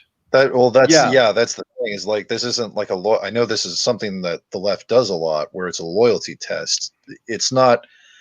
He's not loyal to progressivism. He's not he's not progressive. He's not loyal to anyone. Not loyal to the idea, to the sort of wokest ideology, but he is economically and socially a progressive with classical liberal. Classical. I would not say classical liberal. No, he's for several social programs. When I say classical liberal, I'm talking about the whole free speech, leave me alone, don't tread on me sort of stuff. Okay, He's left libertarian. Yeah. He I'd say says he's center he's right left libertarian. libertarian. But I don't think that he's for doing. No, progressive a social- center right libertarian would be someone. I mean, I don't claim the label, but that would describe someone more along the lines of me, not Tim Pool. I'm center right libertarian. Yeah, he Fordor is probably finds the best himself- person it would. He finds himself in the position of having a right wing audience, though, because he's spent the last 2 or 3 years. That's how he gets his left. money. And the thing He's is, been cultivating a right wing audience, and I mean, if he wants to secretly vote, Democrat or Libertarian or Green Party or whatever, I mean, he can. Well, do originally- I'm pretty sure he didn't vote until this year. Yeah, I know. That's what he said. Right wing audience. Oh no! He voted for Obama in Obama's first term. I mean, he's been going out of his way to cultivate a right wing audience, and if you're going out of your way to cultivate a right wing audience, I wouldn't say that he's going out of his way to cultivate a right wing That audience. just happens to be what is interested in his content. his whole shtick right now is. I mean, when you have the thumbnails that he has, though, that the thumbnails. Yeah, that the he chooses, thumbnail.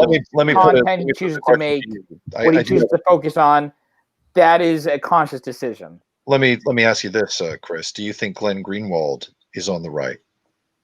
I know who that is. I know what the controversy with him is. I'm not as informed on him as I should be, but no. But What's the controversy with Glenn Greenwald? Well, I thought the controversy with Glenn Greenwald was tentacle porn related. No, it was What? No, that's somebody else. Oh, Glenn okay. Greenwald is the homosexual journalist who helped found The Intercept back Who am I thinking of? after the Snowden leaks. He quarterbacked Yeah. the Snowden leaks. No, yeah, I wasn't think the guy who met the Snowden best in the person, hotel? we already brought her up earlier, but I think I would compare Glenn Greenwald to Tulsi Gabbard, where Policy-wise, yeah, but I don't my think... question Okay, is, wait, what's the controversy with Glenn absolutely. Greenwald? I don't keep up with him. Greenwald has had to actively flee the United States because he's afraid the military-industrial complex is going to arrest him and throw him in prison. Oh, I'm So thinking he lives down in Brazil because it's a much further left-wing country than is the Not United for States. long. Well, we'll see. But I'm thinking of Kurt Eichenwald. But my not point Glenn- is that Glenn in recent Greenwald. months, he's been under attack from his own side. He's been under attack from the far left because he was not willing to toe the line on Joe Biden. And ultimately, his own paper, The Intercept, that he helped found off the back of his credibility and his name, told him that he could not publish articles that held references to the Hunter Biden story in the lead up to the 2020 election. And so ultimately, he, right before the 2020 election, about a month or so ago, put in his resignation and said, okay, if I can't actually critique people on the left, particularly neoliberals like Biden, then I'm out.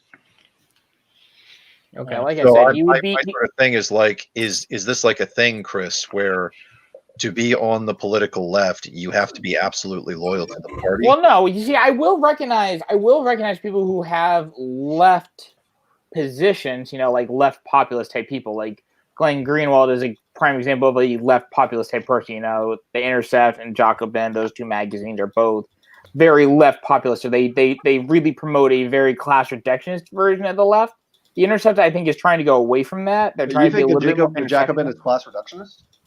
Yeah, hardcore. They no, literally they have an article dedicated to a guy who's literally not the Nazball guy, but a guy related to who associate with the Nazball guy. So Right, can we move on to the next grifter? Please? Yeah. Okay. So next we have, hold on.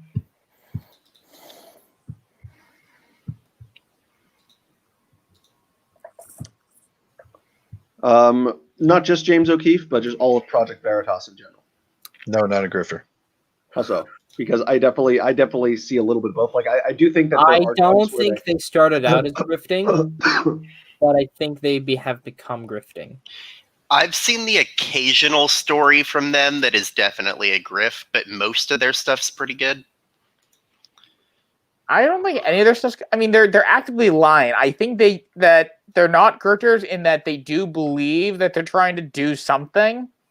So in that respect, they're not grifters, but they're definitely liars. They're hardcore liars because they will go out of their way to manipulate footage. They will go out of their way to actively lie to advance their political views. So Not really. The whole point of Project Veritas is that they sneak into areas and they get clips that people do not want. They will actively and deceptively edit them. So I mean, it's not. There have been a few instances of them deceptively editing things. Multiple instances, not just a few. It's a lot. I like most of what they do, but I have definitely noticed there's a few times that I've noticed that they've done that. And can Let it you? we can see your damn screen. One example is when they were doing the they were going to hospitals and filming the fact that they were empty because they were reserved for COVID stuff, and they were trying to make the point that the hospitals didn't need to be reserved for just COVID. But some hospitals, even near the hospitals that they went to, were overflowing. Another great example is they were trying to catch the Washington Post not run a story that they tried to fake a story and sell it to the Washington Post. Mhm. And the Washington Post, being a reputable news source, kind of caught wind that, oh, this is Project Veritas trying to trick us. So they themselves recorded back. And basically what Project Veritas did is they released deceptively edited footage. And then the Washington Post is like, hey, here's our non-edited footage of the same exact event so that you could see how deceptively edited it was. I'm going to look up the Washington Post story. Yeah.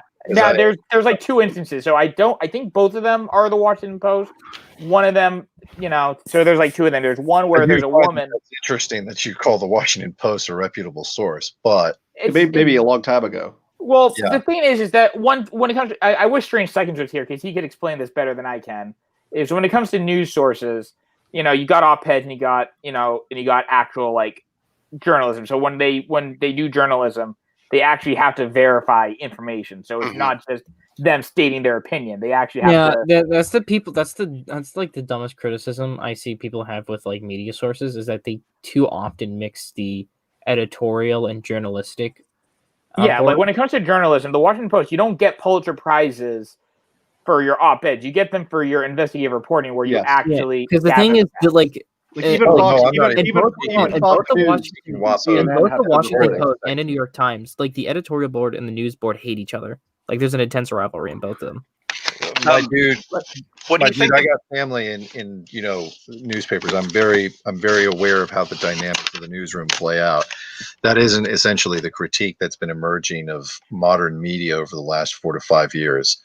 It's not a problem with the editorialist boards. It's a problem with fake stories. It's a problem with the fact that there's no trust in either the left-wing media or the right-wing media. We have a bifurcated society. And yes, WAPO has been involved in this. What do you think about their coverage of the Facebook stuff? What do you mean, Project Veritas or WAPO? Project Veritas. Their coverage of the sort of where they got the guy in a bar and he was talking about how he just randomly bans conservatives. They released the full unedited clip as well as clipped out sections. I think I saw an element of that, but isn't that just old hat? At this point, it's pretty much an accepted fact. After Alex Jones got nuked off of all platforms simultaneously, Yeah. and then everybody tried gaslighting the online skeptospheres and saying that this had nothing to do with one another. There was no coordination. They just they looked you dead in the eye and just said, we didn't do nothing. All right, I'm gonna go to bed. Anyway. Okay. Yeah. Nobody else leave though. We have another 45 minutes, and then we'll. Really? Yeah. All right, Oh. bye. Really? Another Okay. 45 for real? Another 45. Yeah. We gotta Ooh. rapid fire this stuff. Because I I am need to go to rapid bed fire. too. So we're done. So we're done with Veritas. Let's go to next one. We have. This is a more recent one. So it's kind of relevant now. I think it's just a giant joke, but whoops. I've got about 15 minutes. I can put that on the table, but then I've also got to go get some rest. Come on, do you think you can stay until we get at least to 2:20? You got to go to you're gonna have to rapid fire. Okay, yeah. So now we have 1619 project. They're just historically wrong. Yeah, no, but do you think they know they're historically wrong? Or do you think It's an I haven't organization, actually some of them read. do. Okay, I know what the gist of the 1619 project is, but what have they been actually factually wrong about? Just Well, no, the way they're framing it, 60. I don't know if they're being. I get what they're saying when they say 1619 was the true founding of America, but the thing is, the way they're framing it, they're trying to. The way they word it is that is literally when America was founded, which is complete nonsense.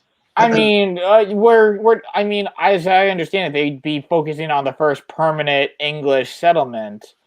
So why should we give a damn about Roanoke? No. But the first permanent English settlement was 1607. That was Jamestown. Yeah. 1619 was just when the first slave. Honestly, in the first In slave Jamestown, came yeah, in the first slave in 1619. Jamestown. Was It not sounds like chattel. you're the only one who's The got first black slave. I could be wrong, but the first black slave who came in 1619, I believe, actually came under indentured servitude. We gotta wrap it. Yes, that is correct. The first really- wave of slaves in the United States were originally indentured servants, but that was very short. That was a very quick. There was a very quick turnaround where they said, "Wait a second. On second thought, let's just not have these be indentured servants." So that was a very brief thing. That like we're talking very brief. That is like less than 1% of the entirety of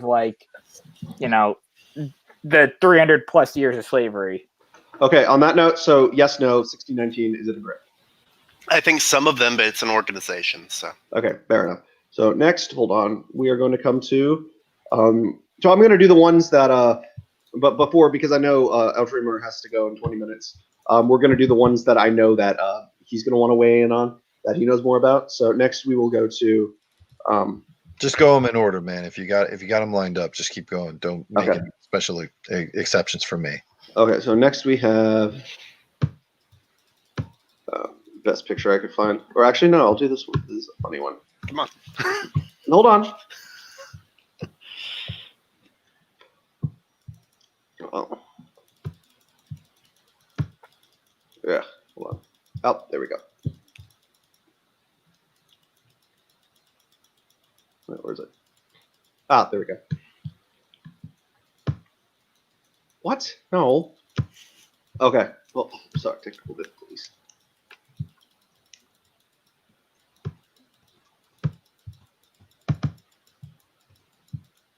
Bosch.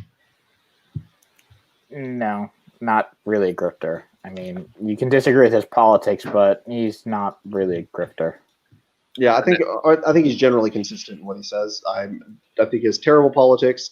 I think I get what he was going for when he was talking about child porn, but I think it is reprehensible when he's saying that people who he was basically talking about he wasn't defending child porn, but he was saying that he doesn't think there's anything morally wrong with somebody looking at child porn unless they're selling it. That's not even his worst take. What would you say his worst take is? Well, I don't want to get off on Vouch. Just a yes or no, because we got to rapid fire it. Okay. Yes, no, grifter or not? So just controversial or grifter? Damn, he really. It's like you flip the coin and it lands on its edge. For me, I don't know much about him, so I don't really have a vote here. I mean, he's like Destiny if you made Destiny socialist. So if you made Destiny into It's a but the Destiny thing is, like, socialist. he's legitimate in terms of his. I think he genuinely does believe the things that he says, but I just can't believe that you're like a communist and yet you're smoking pot and having $1,000 super chats come in. You know what I mean? Like it's just I don't know. The coin sits where it lands. Okay. So next up,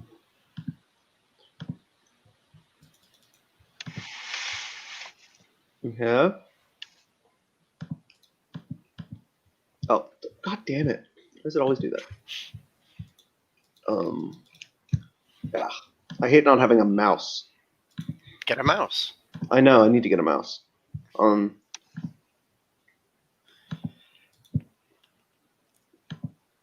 Alex Jones.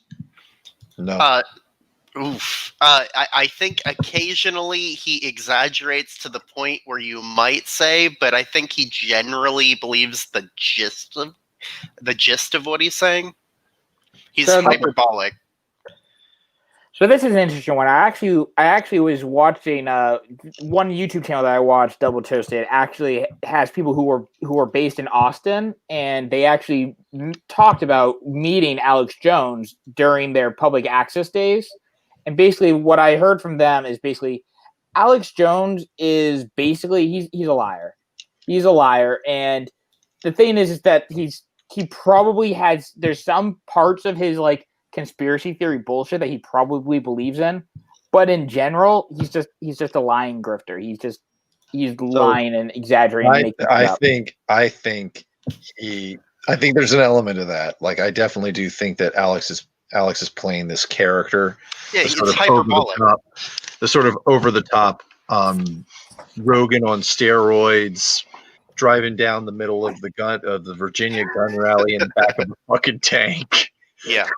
Like He, there's definitely a part of the sort of InfoWars shtick that that is hyperbolic, but but I don't think I think that the instinct, the actual desire for anti-government sort of paleo-libertarianism, if that's a thing, I think that that's genuine. I don't think I'll I don't agree think with it's that. Yeah, no, I think he definitely exaggerates. He'll take like a kernel of something that's believable and then expand it to proportions that are just completely unbelievable. Like the turning the frogs gay thing. Yeah, It's a good example of that. I think what it is it's partly show and tell, but the desire for going on and screaming at Piers Morgan. 1776 will rise commence again. No, Yeah, we'll commence again. But I will say probably one thing that makes him more of a grifter than the other one. So is that he actually does sell products, though. I mean, if you actually look at that Okay. picture, Well, that, but Yeah, that Rolex, the supplement part. Yeah, he that. Okay. we're not, but that's not what makes you a grifter. That the Well, point. Well, no, that's it- the part that makes him a grifter. yeah, What makes in you the old school what makes you a definition of grifter, he is the textbook definition of a snake oil salesman. Yeah, literally. Yeah, that Well, might make you- literally, yeah. That might make you a snake oil salesman, but that doesn't make you a grifter. Oh, We gotta be No. careful It about our terms. does. In the old But school definition, his it does. political stuff, no. But his pushing of supplements, yes. Rainforest Okay, Plus. maybe.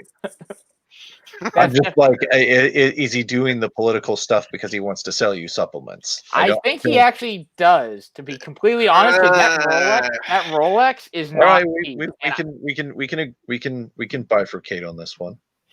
I okay, think his okay. political stuff is legit, if exaggerated, but his selling of snake oil is definitely a grift.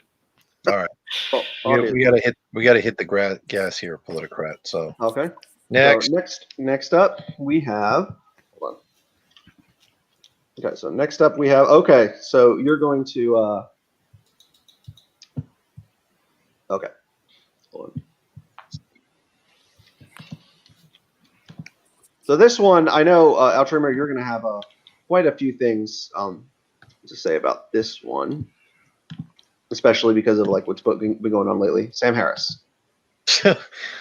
I don't know. I think I'm going to say enough about Sam Harris on Stardust's podcast. I think Sam Harris, believes his own stuff, but I think he started off genuine, but then saw, kind of in a similar way that some of the other people, like Candace Owens, saw like, oh, there's some other people that if I start pandering to them, I don't want to go down the Sam Harris rabbit hole, so I'll just say that I'll say this much: is Sam Harris a grifter? No, he's not. He's not.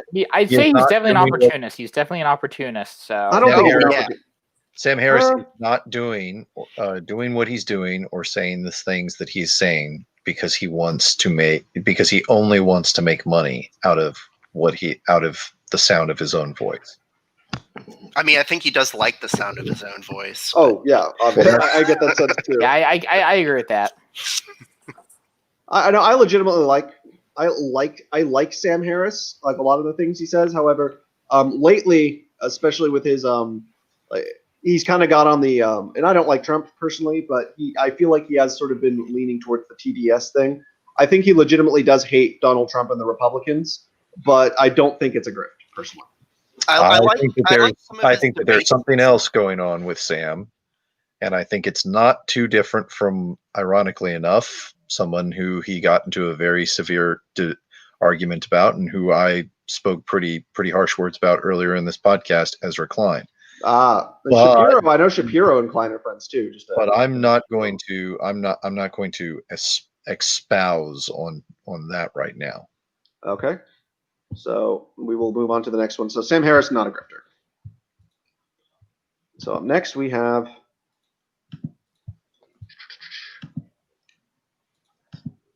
Andy. No. No. No. He's a journalist. I think he covers what he sees. Yeah, I agree. But the thing is, He's- it just doesn't align. It just doesn't line up with the narrative. That, He's definitely a liar. How so? Really? Just touch on that real quick. We'll. Oh yeah, we'll go yeah. for So like one the minute. most prime example is like it was like when it was the whole milkshake thing. You know, he exaggerated what actually happened when he got a milkshake thrown at him. Did he or did he not get concrete cement thrown in his face? He did Yeah. not get concrete cement thrown in his face. Well, the I'm members sure who they did it, mixed members of concrete. Antifa who did it. No, they did. out They there. did not. That part of the story Well, is okay, I actually wrong. saw the video where they did it, and I read their tweets. There is. You can read the police reports where they actually investigated this. There was no concrete. They had an initial where the concrete came from is in an I don't know initial what police police report. reports you're talking about. The DHS reports coming out of that area explicitly state that Antifa uses concrete. No, there was an initial report that said that there are reports that was happening, but further investigation showed that okay, that was not a thing. You don't think he could have just been wrong if that's the case? What? No, because he hardcore went with it. Because you see, the thing is, I'm sure he had it's- chemical burns. He didn't had he? and he also got a hemorrhage. no, he didn't. That you was see, from that's- something different. He got beaten Yeah. the fuck up. You see, the brain hemorrhage thing is another instance of him lying because No, that It- was legit. That's No, real. No, it's his not. medical record. I don't get what you're coming from here, Chris. His medical records explicitly state that he had a brain hemorrhage Yeah. from physical trauma done to his skull, which we all watched That's- on the video camera. Was members of Antifa beating his brains open? Yeah. Like, Yeah, am I'd I have to supposed see to that believe medical that report I then. didn't watch the actual video that I can link into the chat? It's not about watching the video. The thing is one thing I've learned about Twitter videos is that a lot of them are either lacking context or they're bullshit. Well, and- that's No, it's you fairly can see straightforward. It's like the- I the can kicks watch to them. the head. Like, Yeah. But the thing is that, like, okay, so like, great example is that there is a guy, who brought like a knife or some shit, like, you know, and you saw the guy get beat up, but you didn't see the part before the video started where the guy was pulling a knife out trying to stab people. But that's not the thing that we're debating. The only thing that we're debating, did he get a brain hemorrhage? Yeah, Yeah, well, I'd have again the brain hemorrhage. That is something that I'd have to actually see the medical report. So if it Okay. exists, I'd have to see that. all right. Well, anyway, on the point, I would say he's not a grifter, but Yeah, I I'd would agree. I don't think he's a Next. vector. Okay. So next we have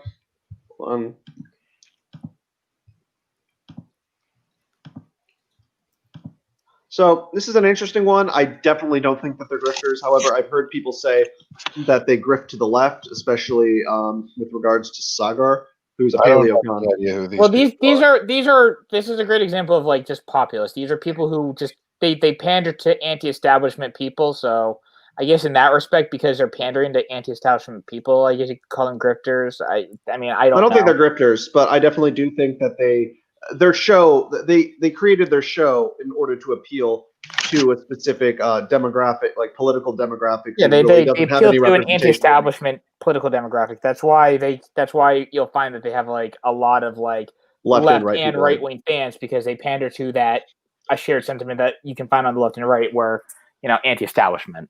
Yeah, I'd say they're honest and they're consistent, even though I disagree with them on a lot. But I legitimately do like their show. Okay, so I guess Cigar and Crystal aren't. They're not grifters. Okay, so next. You get one more with me. I got to. I'm burning the midnight oil here, so.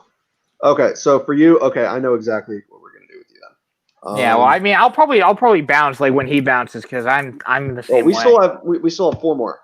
Well, I mean, you get Outriemer- one more. We've again. If it's just we gotta practice not going down all the rabbit holes. Yeah.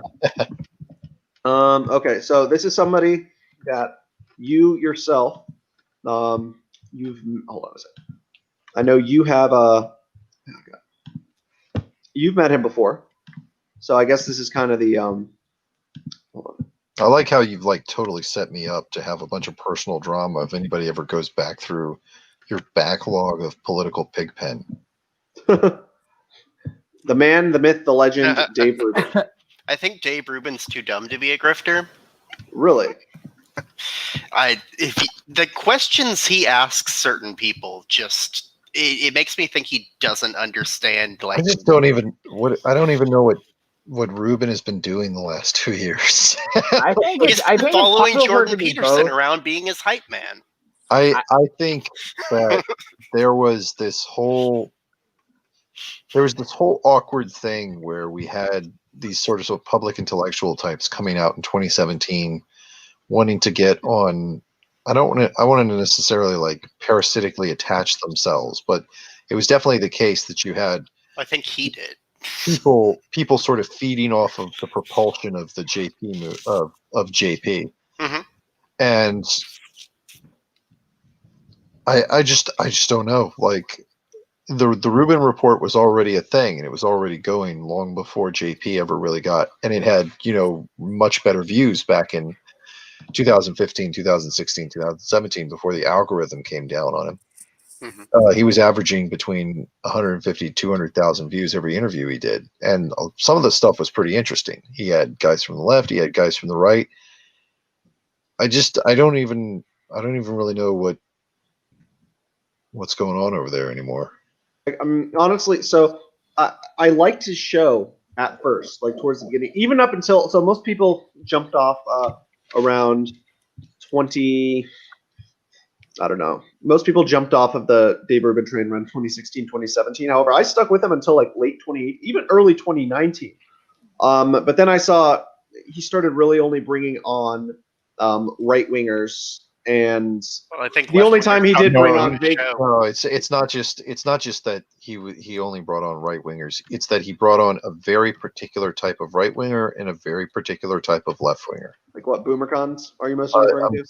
I'm thinking very specifically the kinds of people that you would associate with the establishment, like Okay. the kinds of people that you would expect to be sort of mainstream in things like the Center for American Progress or Project for a New American Century or Okay. Rand Corporation. So what? So you met? I know you said you met Dave. What? I know you explained to me in private what your personal, what your thoughts were after meeting him. What he wanted to be, the kind of person he is, his aspirations, and where he has failed and succeeded there. This was he had just spoken to the guy from Reason, whose name I can't remember. Nick Gillespie. Nick, what is actually? I think you're right. Nick, the jacket guy, the guy who wears the leather jacket. What's fun? Fun story. I ran into him when I was in DC. He was just eating lunch. He had gotten off the stage with Nick Gillespie, and I don't know. He's good natured, smiles a lot, shakes hands. He's genuinely comes across as as not a particularly violent or hateful person. It's just I don't get the sense that I'm talking to like a culture warrior. You know what I mean? I get the sense that I'm talking to sort of I don't want to be mean, but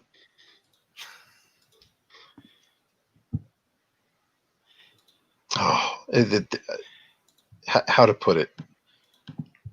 I'm getting the sense that that you're talking to a guy who does not really know how to sort of hard cut an interview.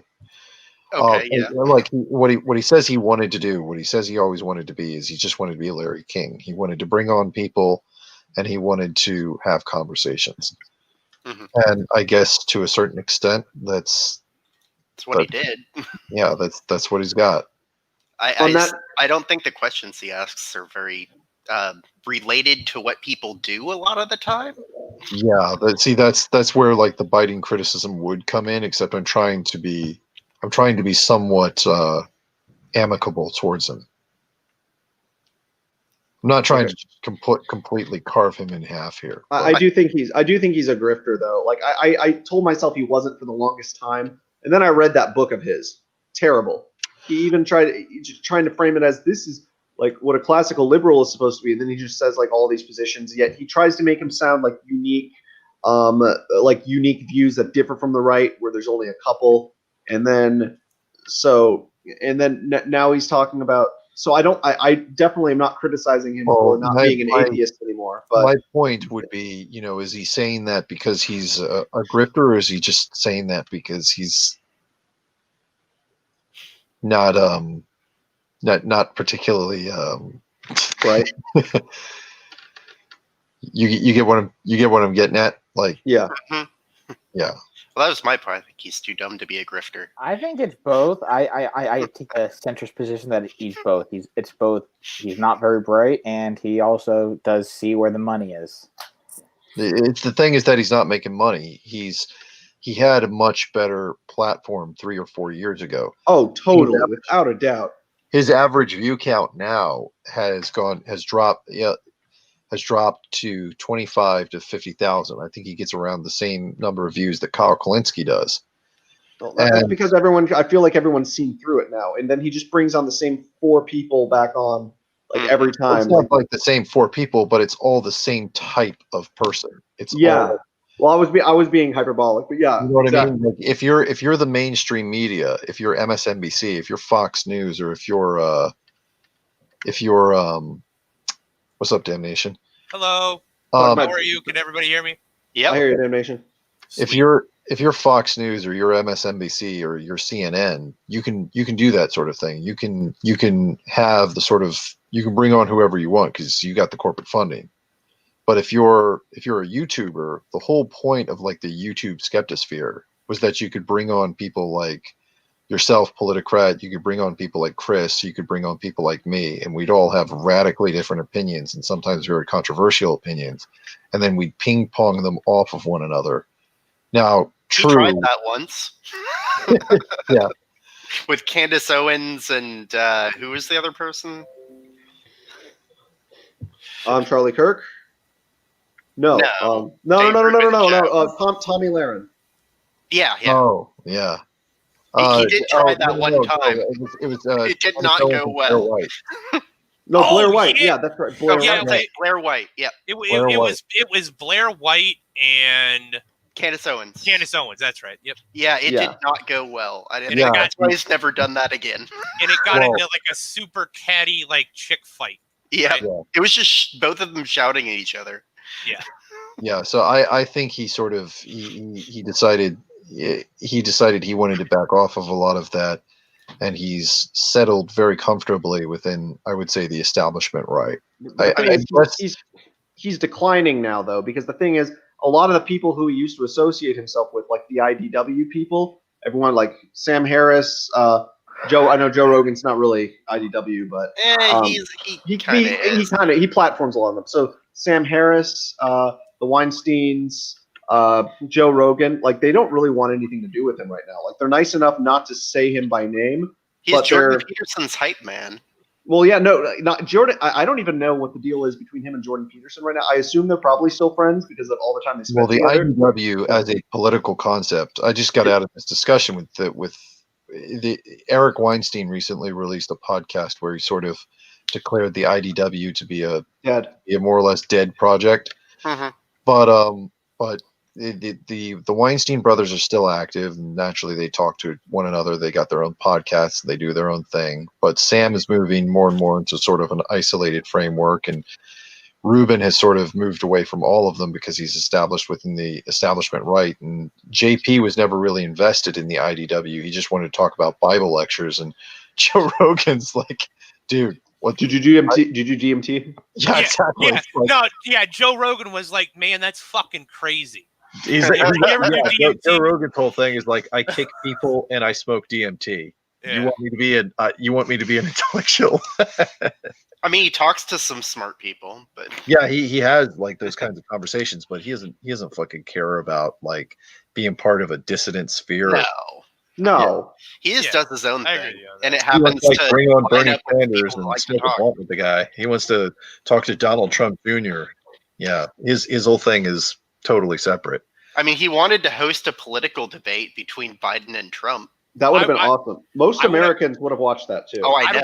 I would have watched the ever living fuck out of that. So would I. Yeah, but they were never. First question: have you guys ever done DMT? Yep. No, I think his first question would have been about pot. Yep. No, that is true. His first serious question. Yeah.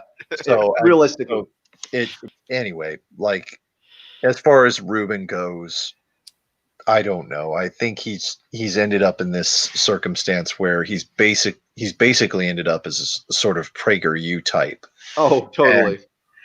And I guess it's like the PragerU version of Larry King.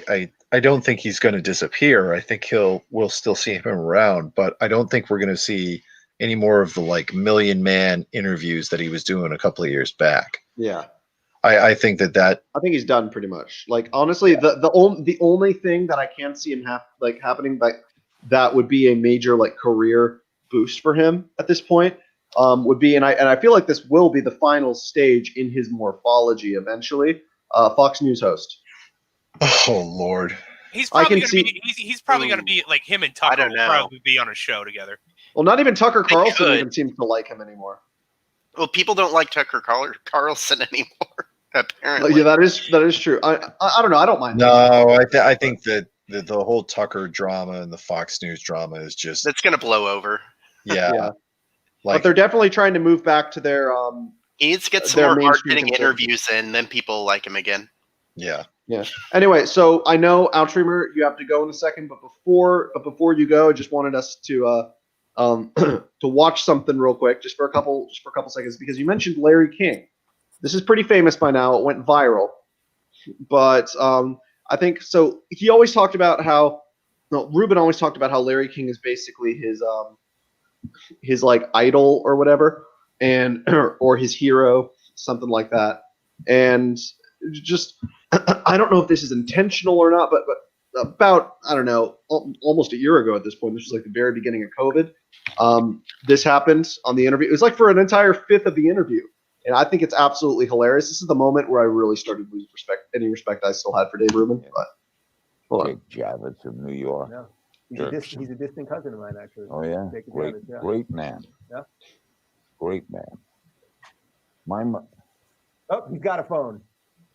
Now let me show you. Yeah, show us this phone. This old... is Samsung makes it. I visited that company in Korea. Yeah.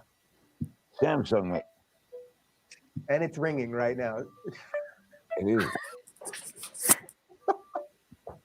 Actually, hello. Hey, Cannon, where are you? What is this?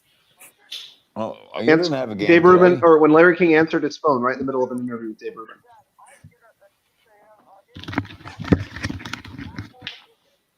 I got a list. You got a doubleheader this coming Saturday. You know, you see if Dave had any respect for himself, did he'd you be do? like, Larry, what are you fucking doing here, man?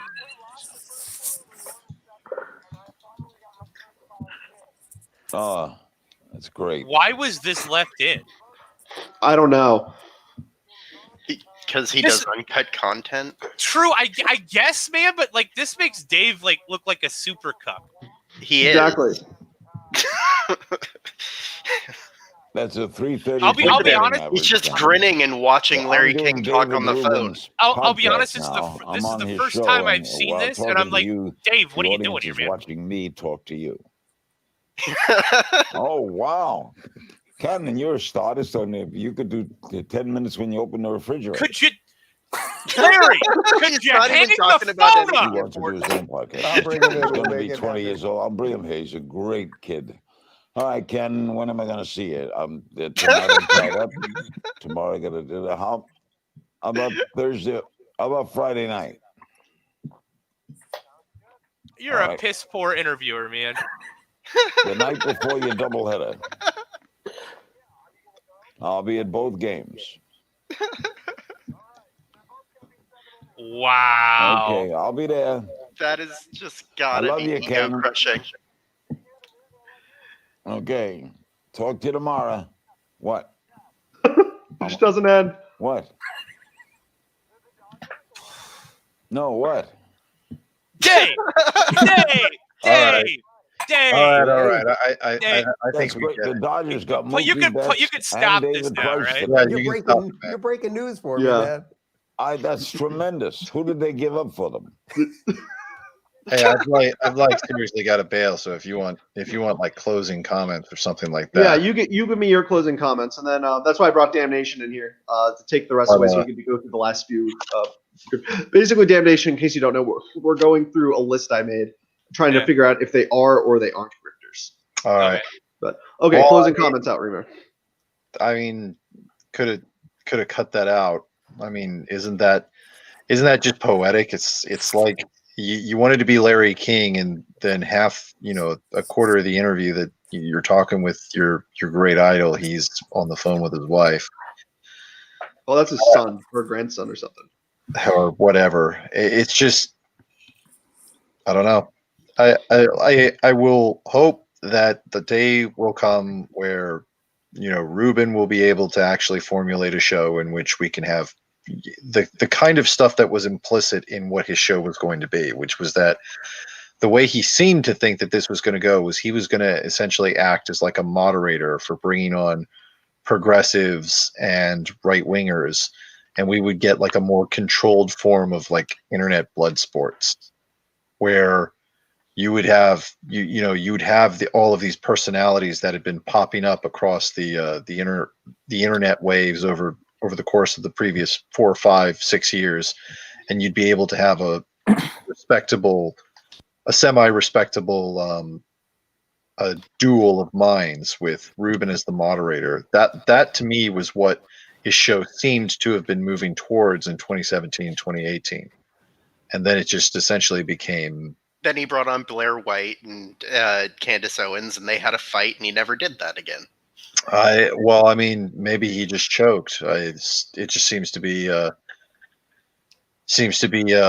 this is where we ended up. So which was better? Which would have been the better outcome? No balls. The correct answer after watching this whole thing right here, Dave Rubin has no fucking balls. That's kind of true. All right. Peace out, man. Yeah, thanks for coming on. All right. So, yeah, thank you so much for coming on. I would have liked to hear your your thoughts on everyone else too, but guess not really able to right now. What was everybody's opinion of Tim Pool? I apologize, I wasn't able to be on there. We agreed that he wasn't a grifter, but that he definitely pandered. Oh yeah. Oh, perfect. That's exactly what I would say. It is. He started pandering a little bit to boost his views and things like that. I don't think he's like gone into the realm of being a fucking shill like completely. Nor is he sacrificing his ethics as a journalist, right? But he is adding a spin, which I don't mind someone putting there, like Ben Shapiro, right? Ben Shapiro fully admits that he's going to have a bias and it's going to be a conservative bias, right? Mm-hmm. But he's going to say the facts, right? And then he will add the conservative lens to these facts that say this is why these things matter to conservatives.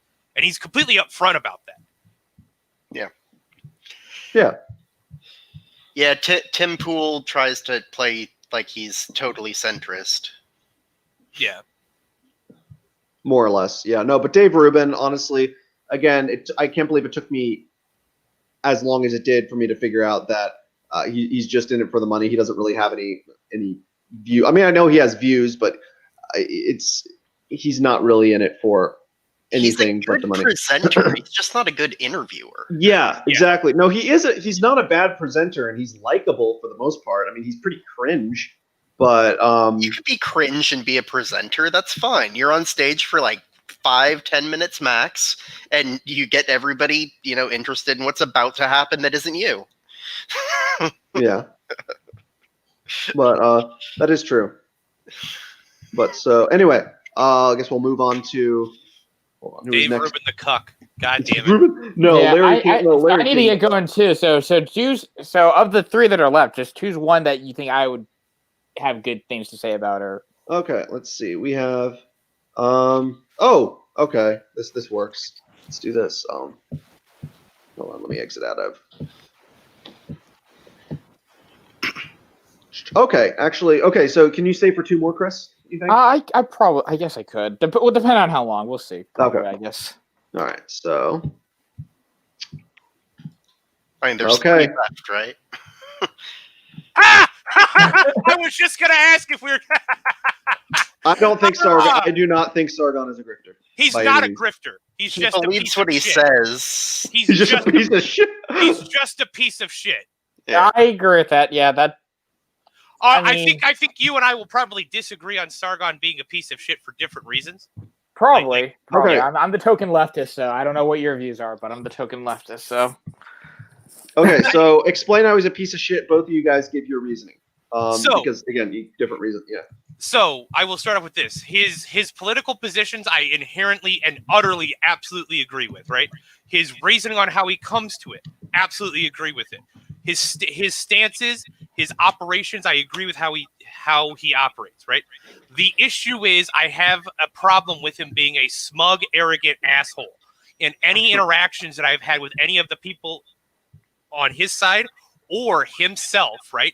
That smugness and the arrogance has just wafted off of him, and he led to the direct destruction. Him and his ilk have led to the direct destruction of the liberalist movement. So I do agree with that last part, but then of course I also disagree about agreeing with Sargon. So I fundamentally disagree with all his politics, but I do agree that he is a smug asshole, and that combination, him being a smug asshole and just having, in my opinion, garbage views, that, is why I think he's a piece of shit. So just because of his views, like I don't even think it's he's not that so much far. his views. It's like he's very disingenuous with all this stuff, because like he'll say like, "Oh, I'm against the radical socialists" or whatever, but then he'll talk highly about the highly socialized medicine that he says, "Oh, I've gone Grifter from the NHS." Well, that's because he's from the UK. But I know, but that's the thing, though. We discussed this earlier. The thing is he'll talk about things like he knows he's British. Sargon is well aware that he's British, but he'll talk about like things through like an American, like he'll talk about politics through like an American context. So if you're going to talk about audience is American, exactly. I mean, it makes sense that he would do that because his audience is American. But like, if you're going to talk about American politics, then just don't be two-faced. Don't be like saying like, "Oh, well, socialist medicine is bad." But, oh, by the way, I actually like socialist medicine. Well, he talks about the framing in the U.S. versus socialized medicine is different than it is in the U.K. Yeah, I mean it's a different model. Like kind of different country. On that note, we just had somebody else come. I don't know where she went. Lapis. Yeah, Lapis just briefly came in, and now posted some French and then disappeared. Weird. She said invite me to this thing. But anyway, so for Sargon, I don't think he's a grifter, because the thing is, I think he actually believes in what he's saying. Yes. He's an asshole, though. Oh yeah, no, I think Sargon's totally a dick, but that's part of his shtick. Yeah. Mm-hmm. So Lapis, have you been following, more or less? Well, I heard somebody say that they were the only token leftist, and I had to rectify that. Okay. Well, what is your opinion on Sargon? Sargon of Akkad is a rather stupid individual. I actually used to be right-wing before I encountered his content. So I think for me, he's kind of like, people say, "Oh, I used to be left-wing, but then I saw an SJW, and now I'm right-wing or centrist or whatever." Sargon of Akkad is that for me. Like, he radicalized me into a leftist. His arrogance, his ignorance, just the way his videos collapsed under the smallest amount of research I would do. It really did radicalize me. So it's interesting because I used to be like pro-life, anti-legalization of prostitution and drugs. And then 1 year after watching Sargon, I was in Antifa. That's kind of funny. All those examples you gave, I actually agree with that position. Hilariously enough, I had the same reaction to Sargon, but in reverse. I used to be a leftist, then ran into Sargon and went more right. Like I'm pro-choice. I'm pro-legalization of prostitution and drugs. Like, yeah. Oh yeah, I'm pro all of that now. But back then I was pro-life, anti-prostitution, anti-legalization of drugs. Very. I wasn't really into right-wing economics. I never really bought into that, but I was definitely into the right-wing social agenda. Okay. Yeah, I've always been definitely like socially libertarian. My story's not that exciting. I just got radicalized by NPR. I was just listening to Terry Gross ask tough questions. Radicalized by NPR. Okay, no, that's. I don't understand how that could happen. You want to talk about some? Is a great interviewer. She's probably the greatest interviewer ever. She asks tough questions, and if you want to talk about the most milquetoast version of the left, it comes from NPR. I wouldn't even consider NPR left necessarily. I mean, no, but it's Terry Gross. All it took was Terry Gross talking to a few activists, asking a few tough questions, and now it's enough to make me go like, huh, okay, that actually makes sense. But yeah, Sargon. What do you guys think of it? Remember his whole UKIP thing? Yeah, that was pretty hilarious. Yeah. Did he destroy? I think it was so beautiful that he ran an entire party into the ground. Just by he's so toxic that he destroyed an entire political movement. And Dankula's not even that. Yes, his little posse. And don't forget, he got kippers thrown at him. That was funny. Yeah, that was pretty funny. But the hold on, it was him and Dankula, right? Yes. Yes. Him, Dankula, and there was one other. Paul Joseph Watson. Him, yeah. Oh God. Paul Joseph Watson. Imagine my shock. No, I don't think Paul Joseph Watson actually ran in UKIP. I think the third one was Tommy Robinson. I thought. No. It was Paul Joseph Watson. Was it? So you may be all correct. three of them joined UKIP at the same time. Yep, well, I know he joined UKIP, but I don't think he was actually running. No, he didn't run. He joined UKIP along with Dankula and. Oh, okay, I see what you're saying. Okay, and then together they ran it into the ground. And then one of the major splits in the party was when they were talking about bringing Tommy Robinson in, right? Yes. Yeah. That's when they basically killed it. Because he is like political suicide to be around. Yeah, Sargon. Yeah, I don't know. I just think I just think Sargon, but Tommy Robinson. Yeah. The meme where Sargon's the Grim Reaper and goes through and kills all of the organizations that he's associated with is 100% true, right? Yes. 137. What if it was his plan the whole time, just to completely destroy things? Yeah. And then he fucking lied about his path forward of creating the liberalist movements. Whether he is a shithead. Well, actually, you know what? When you frame it like that, maybe he is a grifter because he did also do that video game that never got made. What? Yeah, I think wait. What's the story behind that? I never heard about. What was it called, like Necromancer or something? It's your typical run of the mill. You know, I'm gonna raise money on like Kickstarter or something like that for a project. Project never got made. That was before he got famous. Yeah. Well, it was at the start. So yes, it's before he got famous. He started it before he got famous, and then he got famous and didn't have time to do it. No, I thought he had already like started doing his YouTube thing, then started it while still in early his YouTube career. He was doing that before his YouTube stuff, and he got as far as making some assets for it, but it never went anywhere. Okay. Yeah, I mean, it's not like a. Kind of reminds me of Anita Sarkeesian with her $10 million to make a couple feminist videos. Oh my God! I mean, she made one or two. Feminist frequency is trash. Nobody even watches it. But they're broke. Feminist frequency is fucking broke. Yep. Did you see that she reared her ugly head again and she got smacked down? Because the thing is she's just being an attention whore. She knows nobody watches or listens to her anymore. And I'm not even one of those hardcore I hate Anita Sarkeesian. I think she's cringe, but I never hadn't paid attention to her or anything. Have you ever watched her gaming series of videos? Yeah, it was cringe. Yeah. The whole goddamn thing was trash. Yeah. But either way, so we should move on to the next one. Hold on. This is going to be you missed all the good ones, Damnation and Last. I was hoping you were going to play that clip that was right there, man. The dirty smear merchant, right? Like that clip. I fucking love that. That's great. Yeah. Yeah. You're just a bunch of dirty smear merchants, and you're just like, fucking Christ, Carl. Fuck.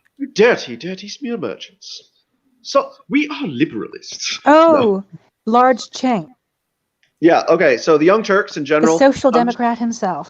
So I'm just putting them all together in this instance. So Cenk and Hassan Piker, what's her face? And Anita Kasparian. Anna Kasparian. Just the whole TYT crowd. Because the thing is, don't like them. No, neither do I. You know, it's really fucked up that they're called the Young Turks to begin with. Let's call them the Gestapo. Definitely. So Anna Kasparian got called out one time at a presser that she was doing about that, and she just completely sidestepped it. Completely sidestepped it. Well, I mean, she didn't choose the name of the company, so I mean, it was probably Cenk. That's why they changed the name of the show to TYT instead of the Young Turks. Yeah, so literally the whole honestly, name is you TYT. can't really call But Anna it still for. stands for the Young Turks. It's not any better. They've disassociated. I don't understand why they can't though, just get away from that name entirely. because they've built such a large platform at this point. That's like saying that the name AT&T doesn't stand for American Telephone and Telegraph anymore. Everyone fucking knows. That reminds me. So Weight Watchers, apparently they thought there was like a controversy. The company Weight Watchers, they're like, oh, that's like a fat phobic name, so they just changed it to WW. True story. It's they ridiculous. tried to disassociate from their previous brand by changing the name to the acronym.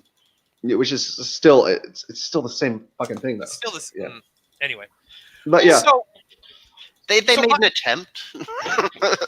I wouldn't say that Cenk and his ilk are grifters, right? Because again, they do believe the things that the political stances that they have. They're just mega fucking cringe with it. I just think that they're rather bland. Well, the thing is, for me, they're like, I'm fucking better than you. Like, that is the legacy of the Young Turks. Yes. This sort of arrogant, mincing social democracy that has absolutely no broader impact on the world.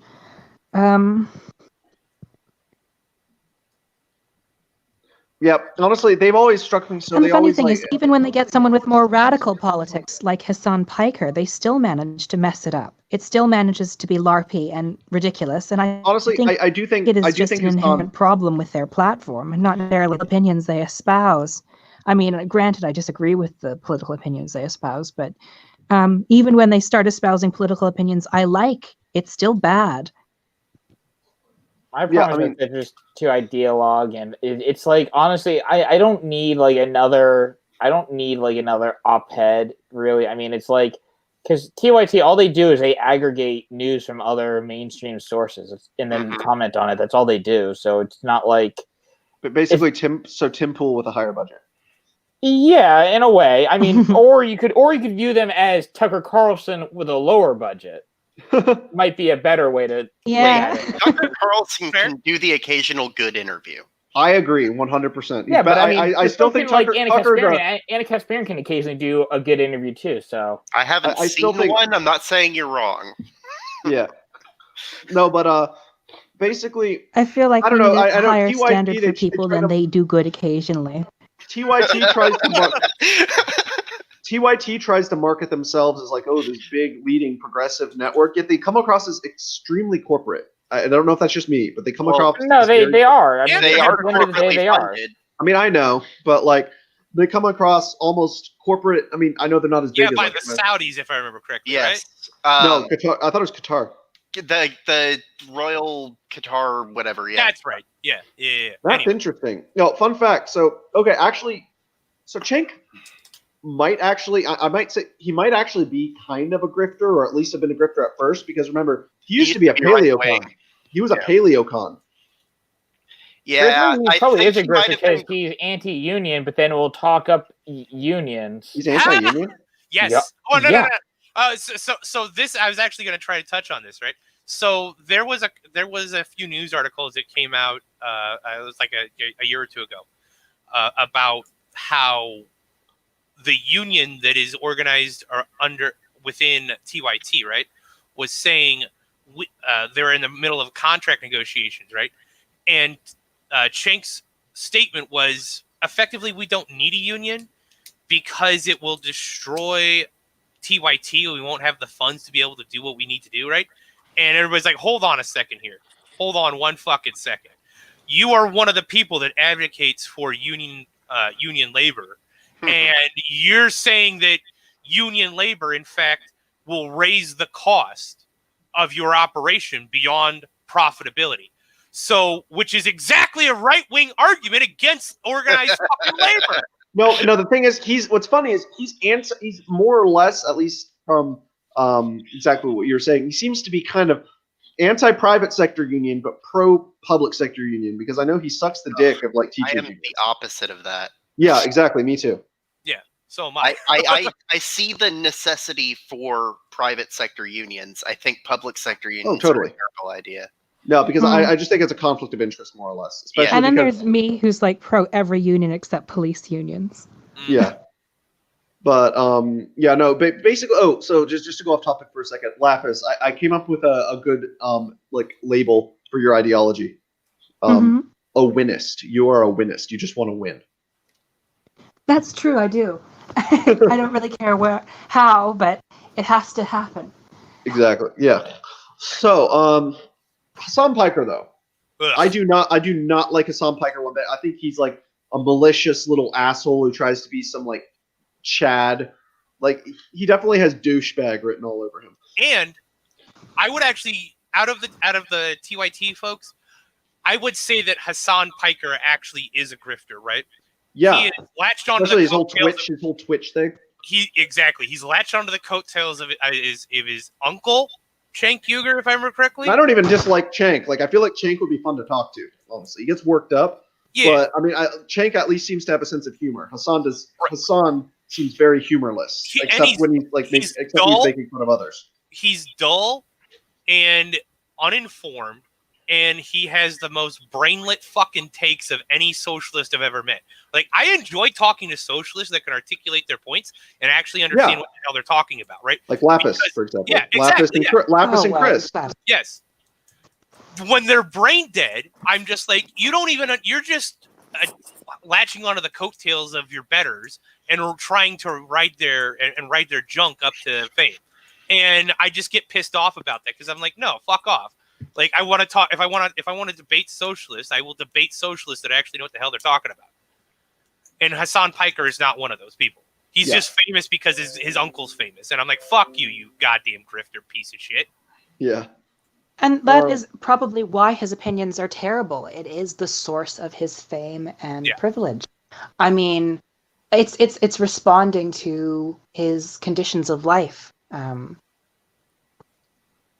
He is not terrible because his opinions are terrible. He's terrible because he was kind of born and molded that way, and he had an opportunity.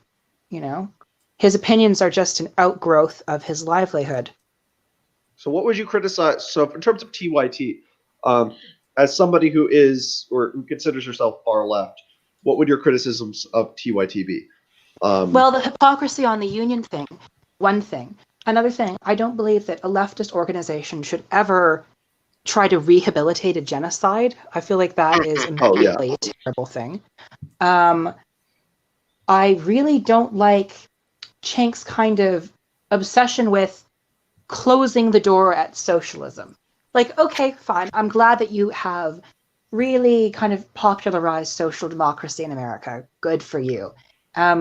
But he seems to go out of his way to close the door on more radical ideas. And I think that's a real shame, because if a social democratic project is ever to be successful, it's going to need to listen to people from its left as well as to its right. And I feel like, in general, the Young Turks seems like a very narrow-minded organization. Yeah. It seems very cloying in its, like, this is the one correct way of thinking. Anything to the left and anything to the right of that should not be platformed, should not be listened to. I mean, it'll probably mess up their corporate sponsors. Yeah. Oh, definitely. Definitely. If it was to the right, then it would infuriate some sort of demographic that it could be marketed to. And if it was from the left, then the corporate sponsors were like, oh no, they want to abolish us. No, save us, TYT. Mm-hmm. Exactly. So they're fucking tied to their corporate sponsors, and they can't move any further. Like, I wouldn't say that they have any different opinions, but you could probably see a little bit more platforming from the radicals if they didn't have the corporate sponsors. Yep. Mm-hmm. Okay, so we agree. TYT, a bit more nuanced. Hassan's a grifter, but the organization itself is not necessarily a grift organization. They're just a company. If they are, it's a small percent.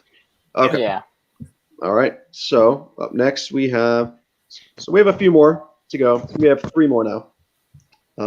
Okay. Well, is it okay if I bounce? Well, I still want to hear your opinion on one of them. These are going to be quick ones, so don't worry. Okay, the quick ones. Okay. So Poor Chris, he's being browbeaten into staying on stream. Yeah. He kept the last guy on for an extra like half hour after he wanted to go. Cassandra Fairbanks. I don't know who this is. Who is some sort of right winger who has opinions? I think. I don't know. Well, no, wasn't she like? I don't even know what she thinks. I have no idea. From the look at that picture, I'm not sure if she thinks. Exactly. That was Lapis. That was exactly going to be my point. If I had to take her on first impressions, right? The first thing I get, is look at this Instagram thought, right? Yeah. So when I see pictures like this, I have to immediately question, what is your purpose, right? I think that's a White House press briefing she's in. Yeah, Tim Pool, I think, went there too, honestly. Oh, no. Yeah. No, but the thing is, okay, so her takes are actually not that bad, at least in my opinion. But the thing is, she works for the Gateway Pundit, which is Jacob Wool's thing that he was working for. You guys know Jacob Wool, right? Yeah. Isn't he that far right? Dingus? Yeah. You should have He's heard he was like, I was at a hipster coffee shop and I overheard Oh, this. yeah. Oh, my Yeah. goodness. He's the one that's always doing like these Jacob Wall is psyops Michael that is come a out the right-wing second Michael he Moore on a publishes lower them. budget. Yeah, no, and then but yeah, so it was God. But yeah, no, Jacob Wool, did you remember the thing with Robert Mueller where he tried to frame Robert Mueller, he tried to Me Too Robert Mueller, and he had his fly down when he was at this BS press conference that he held, and it was just so fucking inept. This was like two years ago. I remember it was on they held it on the 100th anniversary of World War I ending. But no, it was absolutely hysterical, like really cringe. But yeah, no, he's the guy who's always like, oh yeah, I heard this at a hipster coffee shop. But yeah, no, she writes for the publication that he worked for, which I don't think looks good on her part, but I do think her takes aren't all that bad. But I don't think there's a whole lot to say about Fairbanks. So I've never heard of this person, so if I've never heard of them, I'm gonna assume that they're a grifter. I've heard the name, but I haven't. Or you could assume they're really bad at grifting.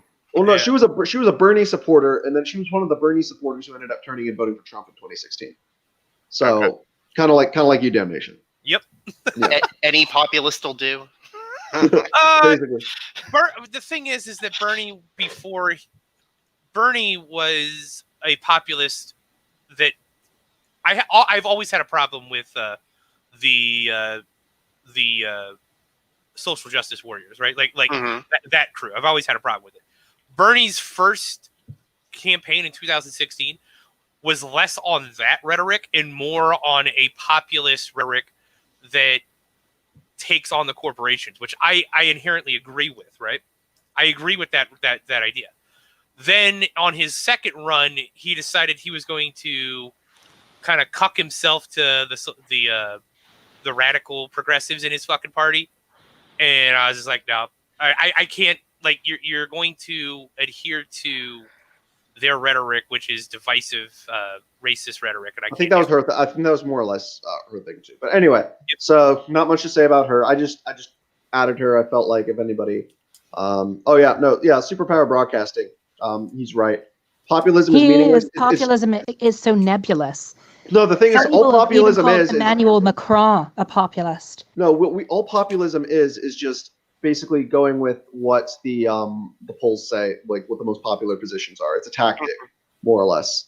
I mean, if you're literally going to push what people popularly want, not just run on that platform, then it means something. Yeah. Okay. So next, so we have two more left.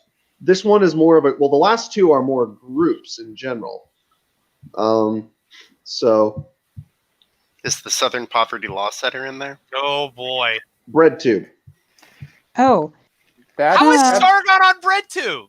I don't know. There's PewDiePie in that picture. Yeah, I don't know. And Destiny, I would say, is anti-left. This should almost be like its own like I don't know why thing. Sargon's in it. Ignore Sargon. This should almost be like its own thing because it's like you'd have to go through on a case by case basis. Vouch is an idiot. Vouch is fucking we already retarded. talked about that. Vouch, I don't think is a grifter, but I don't think he's like. He's a dipshit. Yeah, with this you'd have to go on a case by case basis. So like in general, no, but again, case by case for each. So I'll actually go down this. As I said, Grifter. I don't know, man. Like he wrote like Destiny. We have to blame Destiny for the existence of Vouch. So fuck that. I blame I would say Destiny isn't a grifter, but he's again retarded. And Vouch is just dumb and probably a grifter. I don't think Vouch is. I think Vouch actually. ContraPoints, right? Actually has some really good takes, and I believe. And I agree. She is probably one of the people that on the far left that I will probably agree with the most. And goddamn, what the hell is that guy's name down here? With the fucking not Sargon, right? Philosophy Tube. Yeah, That's Philosophy the one. Tube. He's good. I fucking love that guy. Philosophy Tube. I disagree with his reasoning and his opinions, but the vast majority of the time, his content is great. I don't know that the guy to the right of Sargon, and PewDiePie doesn't even deserve to be on here. But No. Yeah, maybe I don't know why. And then the person right above PewDiePie, I forget it's like two people's names. Sean and Jen. Yeah. I find their voices annoying, but I don't really listen to what they say. Might be a better one. I mean, we can't really see them, but this is like all the major kind of like major and lesser bread two people. But so Sean, So we have me in there somewhere. I don't know. I don't know if you're. No, I don't see. No, but so yeah. For BreadTube, Sean, I think I used to watch him every so often. Never really was a big fan. It just seemed like he didn't really take the other side's arguments into account. Wait, who's the black mage dude with the anarcho-communist flag behind it? I don't know. Destiny is not on the lefty art. He made some like what I would say Destiny is. Destiny is he is an old school Democrat that has racial identitarian reasoning on some of his stances, right? He's not even a fucking commie, and he hates them, which is one thing I can agree with him on.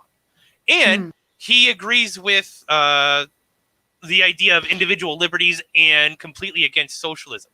So, like, he's like as I said, he's like the version of the Democratic Party I used to agree with, and takes it like just like a full step further into racial identitarianism.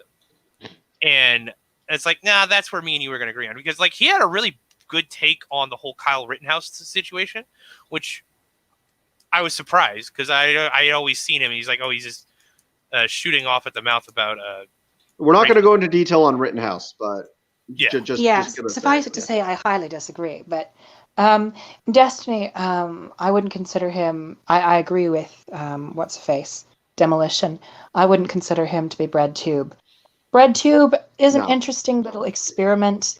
Once again, I feel like the medium can distort the message for these people, but on the whole, I guess I'm supportive of it. I mean, some of them follow me, and I don't want to bite the hand that feeds or whatever. Honestly, though, and as far as BreadTube goes, I'd have to say my favorite is probably ContraPoints.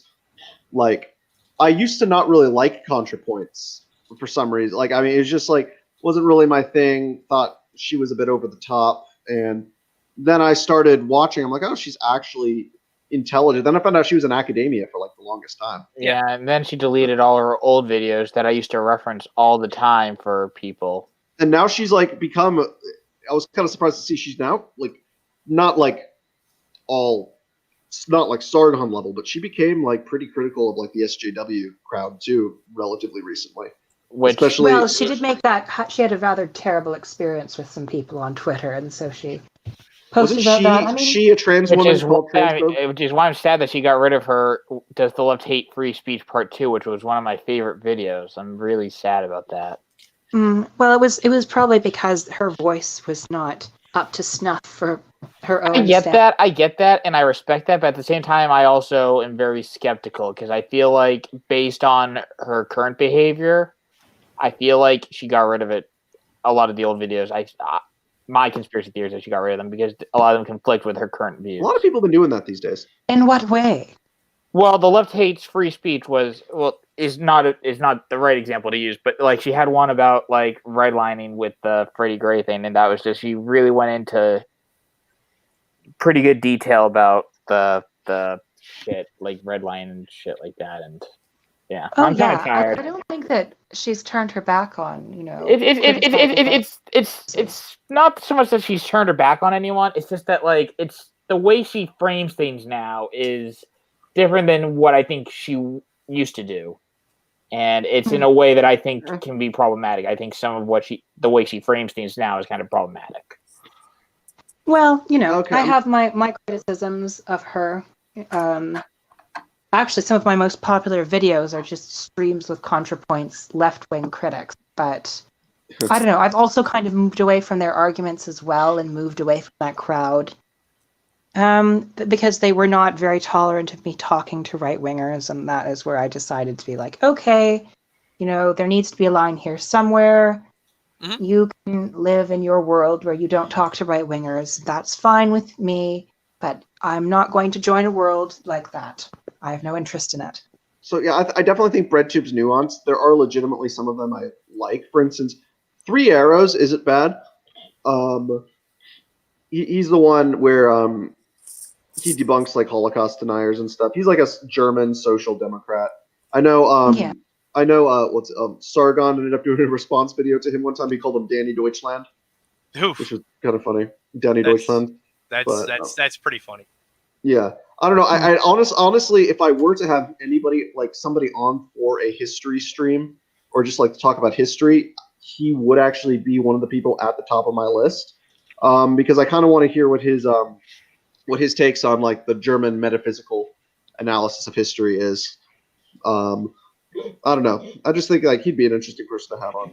Dan's really smart and interesting, but I feel like just based on watching some of his like Twitch streams, I feel like he would probably be like, yeah, no, I'm not gonna do that.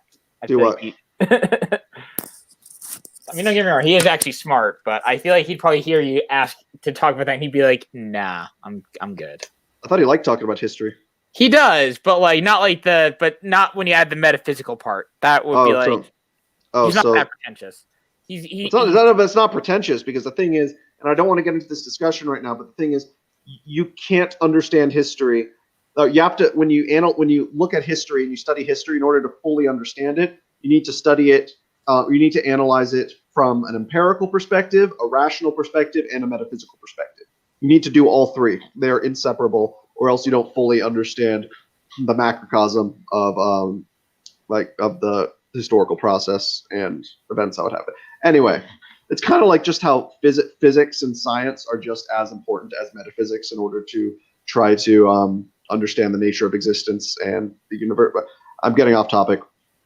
But anyway, there are also some BreadTube adjacent people who don't really talk about politics all that often, but sometimes do like the sort of more pop culture type, like what's that? Lindsay Ellis. Joel, Sarah Z.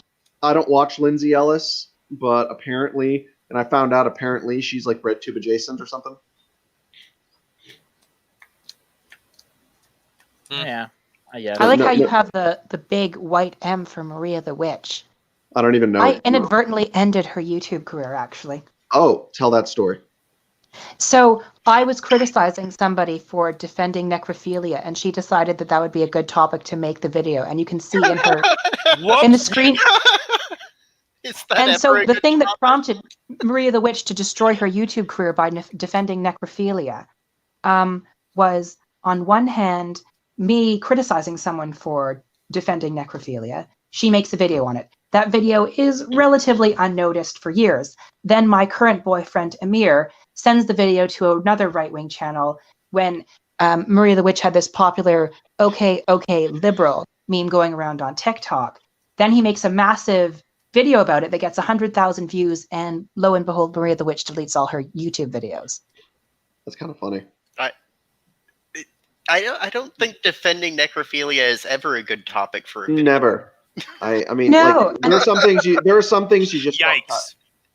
Well, see, the thing is, some people just fall a bit. She was unfortunately a bit too influenced by Destiny and his particular strand of politics, which is all around debating the morality of incest. And so she was like, well, maybe I can find popularity in defending a niche perversion myself. Oh no, Bosch did this. Bosch did the same thing. Yes. With child porn. Here's a really hot take. I'm not going to say it.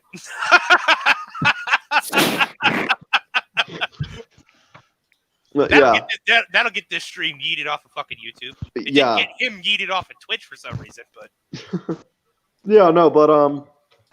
anyway, so next, trying to think who else. Who's that one guy? There's this one guy I like, who he's not BreadTube, but he definitely says BreadTube things, and very intelligent, but I really don't think he understands, for instance, Jordan Peterson.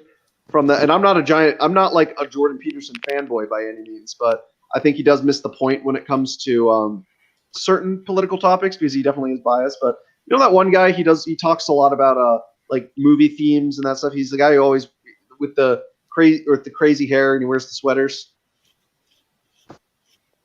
What was his name again? Which YouTuber are you talking about? Joel. Yeah. Ah, yes.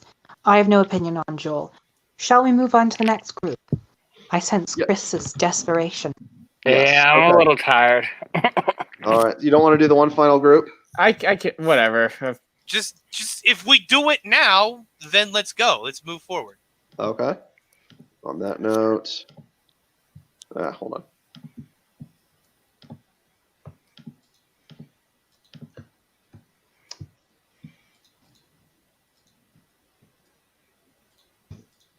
Hollywood.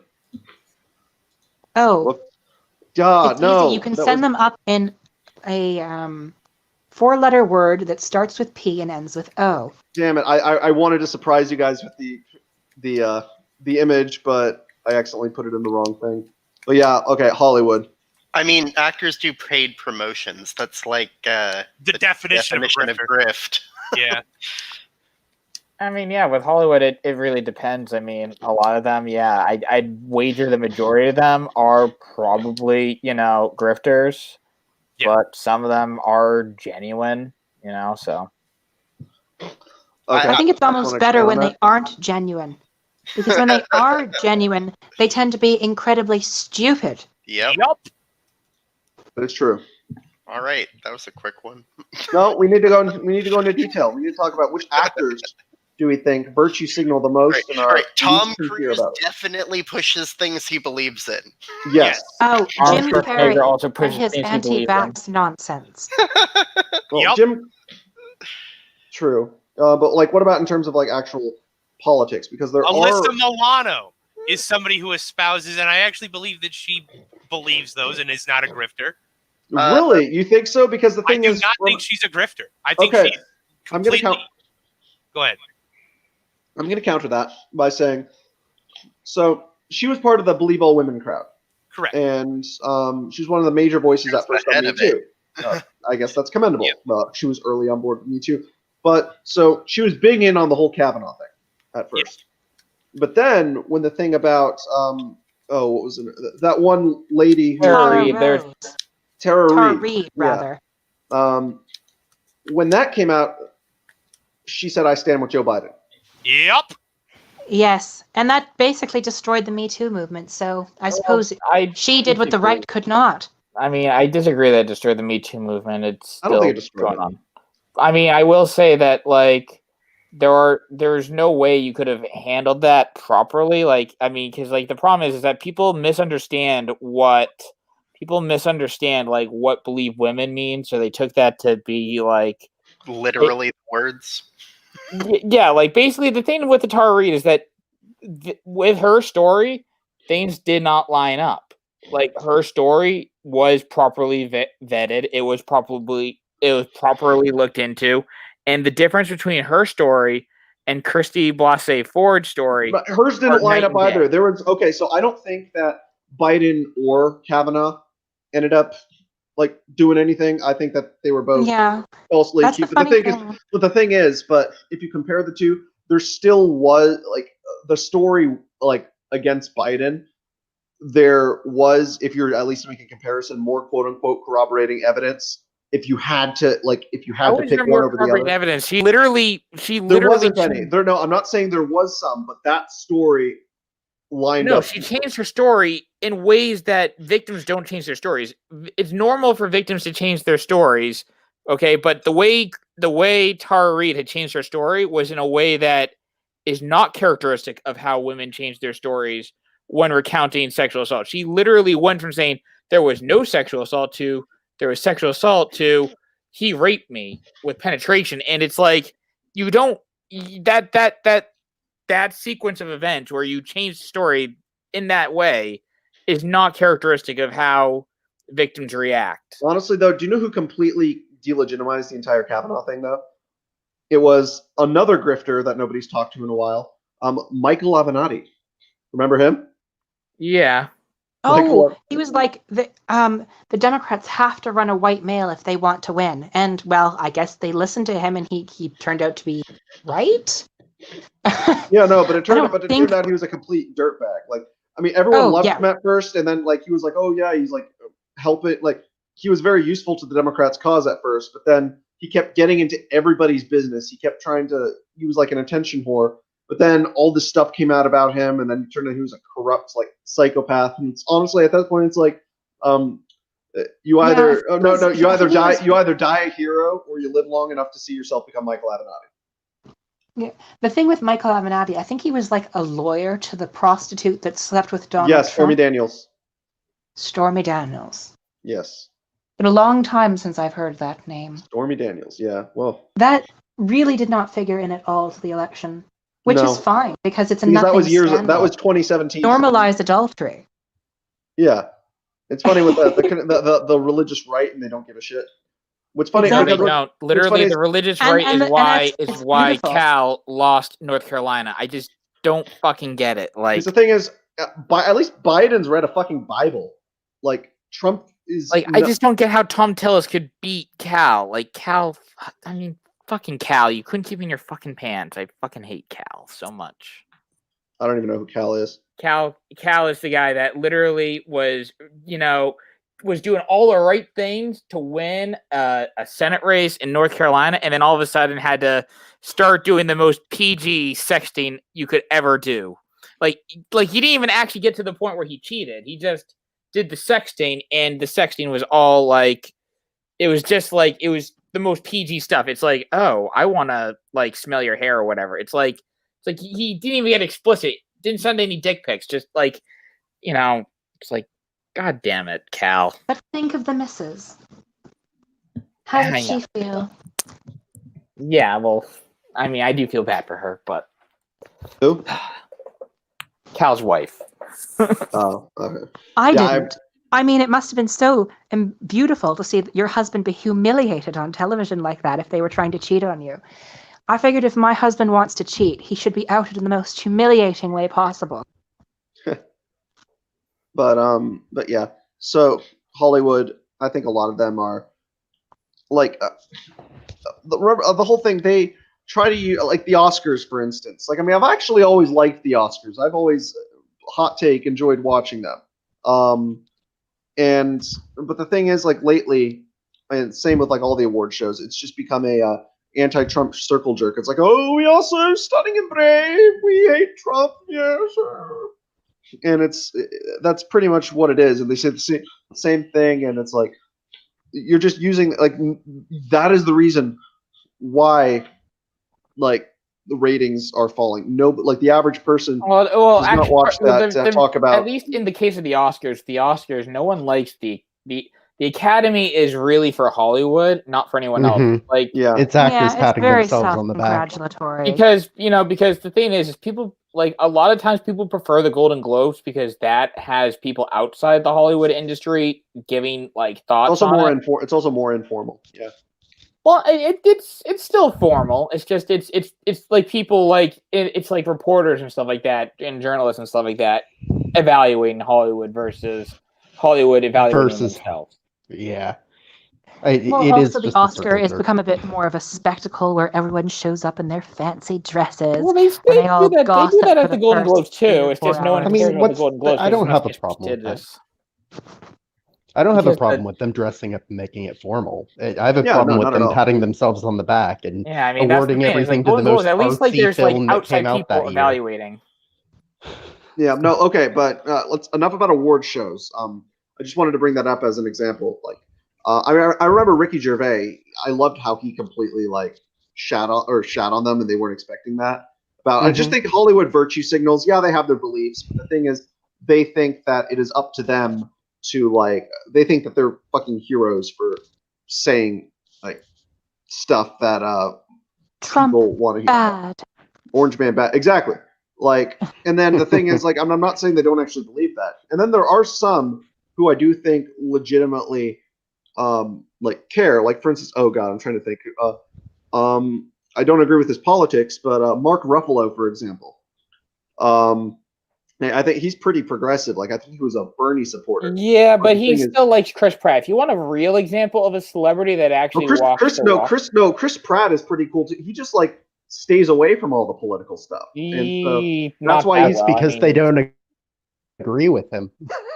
Chris Pratt's basically. I think he was in a Pratt is just homophobic church or something. Honestly, I find celebrity, like, I'm so done with politics that focuses on what bad belief did this person do, what nasty thing did this person do. It's not about a nasty belief. It's that when you're actually in a homophobic church and you actually have beliefs that is he in a homophobic church? Yeah, and he did not treat Anna Faris well because of his religious beliefs. He only had one child with Anna Faris, and basically, you know, she went through a really rough pregnancy, and then she wasn't able to conceive another child.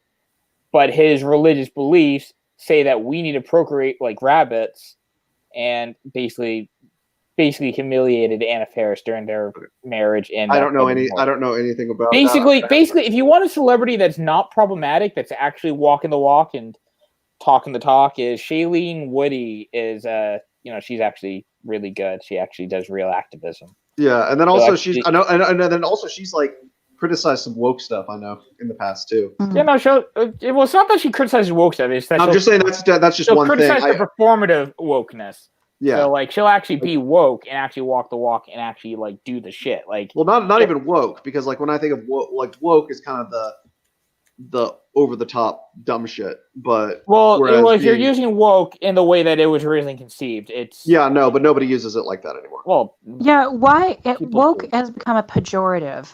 Yeah, and I think the same way that SJW is, which is a bit. I don't like SJW all that much anymore. It's overplayed, and then it kind of definitely has a big 2015 kind of like. Yes, it boom. does. It's been like not almost, inherently like a bad thing. Technically, you could have a liberal fighting for social justice, and that wouldn't be a bad thing. Yeah. Even under even what most centrists believe. Because most of their icons could be seen as warriors for social justice. I used to think SJW referred to like Christians, like hardcore evangelical Christians. No, but the thing is the right. But the thing is, I mean, there's political correctness on both sides of the aisle. Like, let's face it. Yeah. There's right-wing political correctness and left-wing.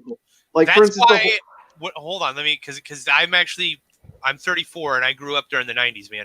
Yeah. So that is the reason why I started off as a leftist, was because of the evangelical Christians saying I can't play D&D because it goes against God. I can't read the satanic panic. Yeah, exactly. Like that type. That of was shit. in the 80s. Oh, rock and roll, that sort of thing is evil. The devil's music. Yeah, exactly. but the committee that Tipper Gore did was actually, believe it or not, people like to shit on Tipper Gore for good reason. She sucks. But her committee that she was a part of was actually a bipartisan committee. You know, so you can't absolve like evangelical conservatives of any wrongdoing like in the 90s, because that committee. No, especially the 80s. That's why I argue with those people on my own side to this day, because their shit will ensure that the Republican Party no longer doesn't become the Big Tent Party, right? Because they will still advocate for dog shit, garbage fucking policies that throw people out, right? Yeah. Can we talk about real quick though? I presume you. Oh, continue. Sorry. Oh, I was going to say, I presume you agree with Marco Rubio's idea that the Republican Party should be a party of the multi-ethnic working class, as I believe he put it. Yeah. Now, of course, Marco Rubio is an adult, but yeah. I think that if the Republican Party were to achieve that, they would be, I think left-wing economics with right-wing social views is a rather dangerous combination that no one has been able to get work right. Yeah, except probably in Denmark. That was the Nazis, right? Tagara and Jetty calls for, basically. Or I don't know, the paleocon's Populist Party in the economics and 20th century. right-wing social.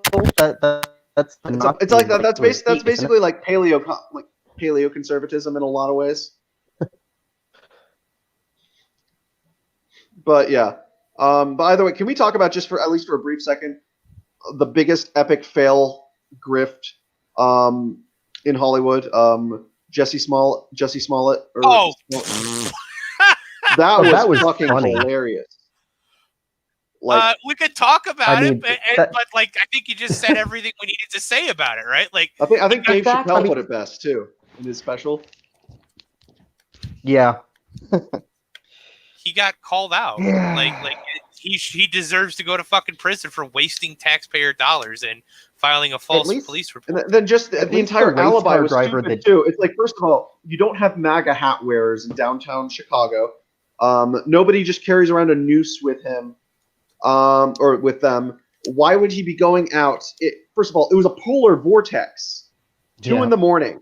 Yep. Why would you go down to just get Subway, like a Subway sandwich at 2 in the morning in the middle of a polar vortex? Because you want to stage a hate crime. Duh. Exactly. Exactly. Because you're about to get fired from a TV show that is your bread and butter. Well, actually, the NASCAR guy, it wasn't that he was going to get fired; so he wanted to get more money. Yeah, that was the grift. Yeah, the NASCAR. There was a guy in NASCAR that replicated that right after him. Well, no, the NASCAR thing. The NASCAR thing is, the thing is that one is I will say it was a that mistake. Was legitimate, but not a legitimate hate crime. So it's a legitimate. It was a legitimate mistake. Yes, that's the best way to put it. Is that because if you actually look at like the handle, he apologized. Yeah, and if you actually look at the handle, it's like okay, that's definitely a handle, but like that handle does kind of look a lot like a news. I mean, I could see how that would be an honest mistake because if he was primed to see that due to what was currently in the collective income. Yeah. Yeah, I mean, like given everything that was going on. You know, it's like there's a million other knots that you could have used for a handle. It's like you didn't need to do the one knot that looks like a noose. Like, I mean, that wasn't a noose. 2 now. 2 a.m. I can tie a noose. That's not the same tie. What were you saying about 2 a.m.? That's the time. Yeah, we're gonna wrap up here in the next couple of minutes. I'm thinking, but real quick. But I just wanted to hold on. Let me bring up the original graphic again in a second. Hold on, I just want to do that for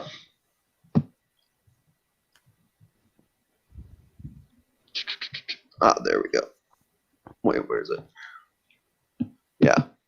Okay. Stand by. I know I hate I hate the pulling up the graphics. It just seems so awkward that it takes a little time, but okay. Man, next time you do this, you have a producer. There we set go. up like a slideshow so you can just click next to go to the next picture. But yeah, so yeah, that was our grifter special. We went just in case since Damnation and Lapis weren't here, we went through. I think we went 26 different people, groups, organizations, and we're talking about whether or not.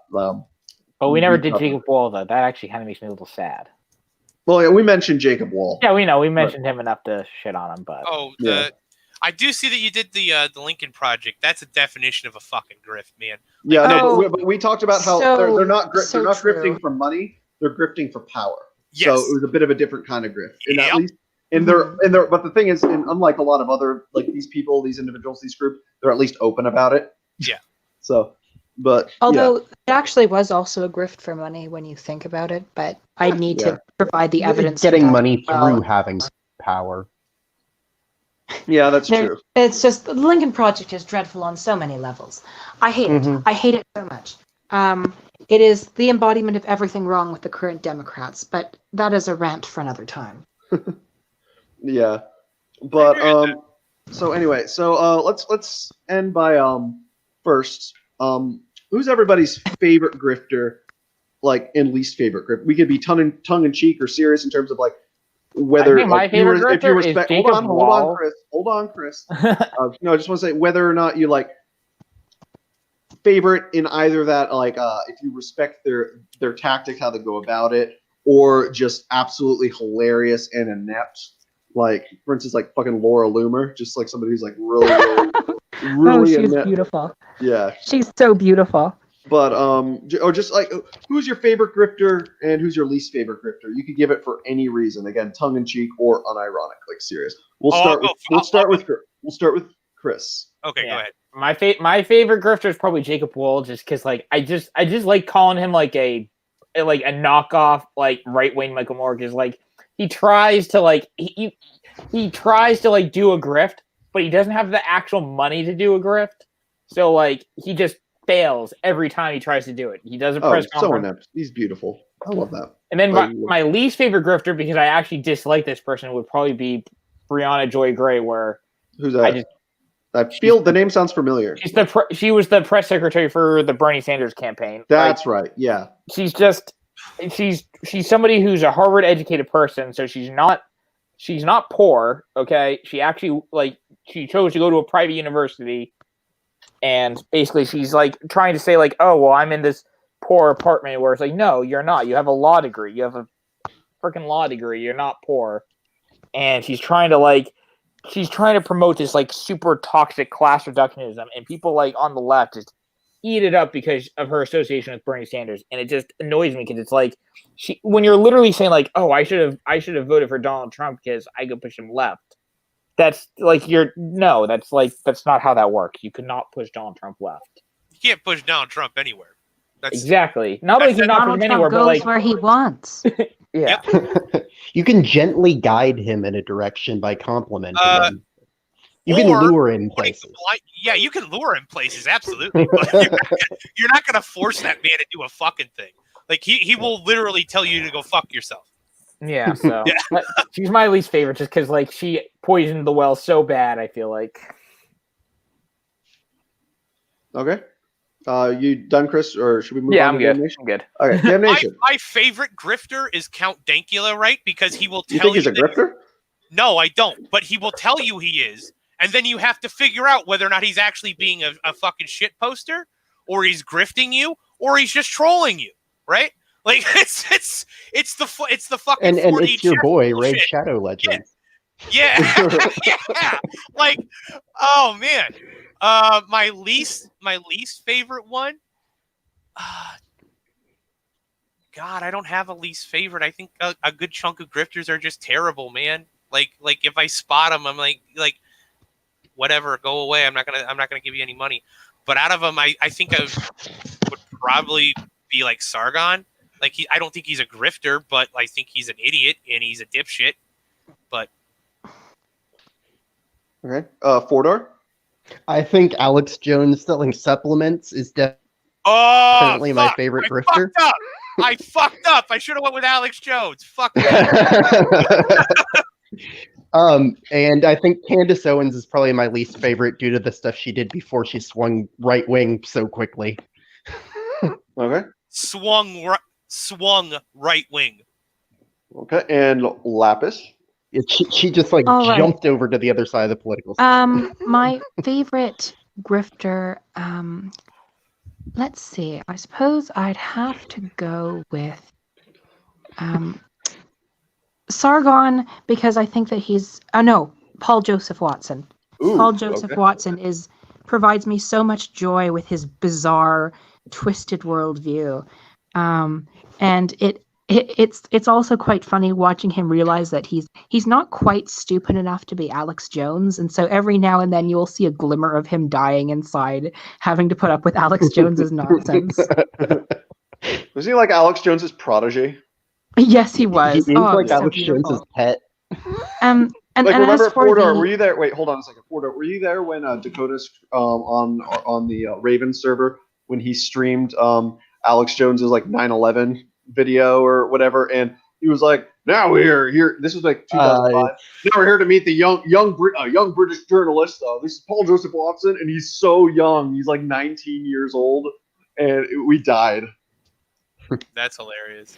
I've seen that video, but I don't think I was in that server at that time, paying attention at least. Yeah, this was like a couple months ago. But yeah, okay. I'm sorry for interrupting you, Lapis. Continue. Oh, no problem.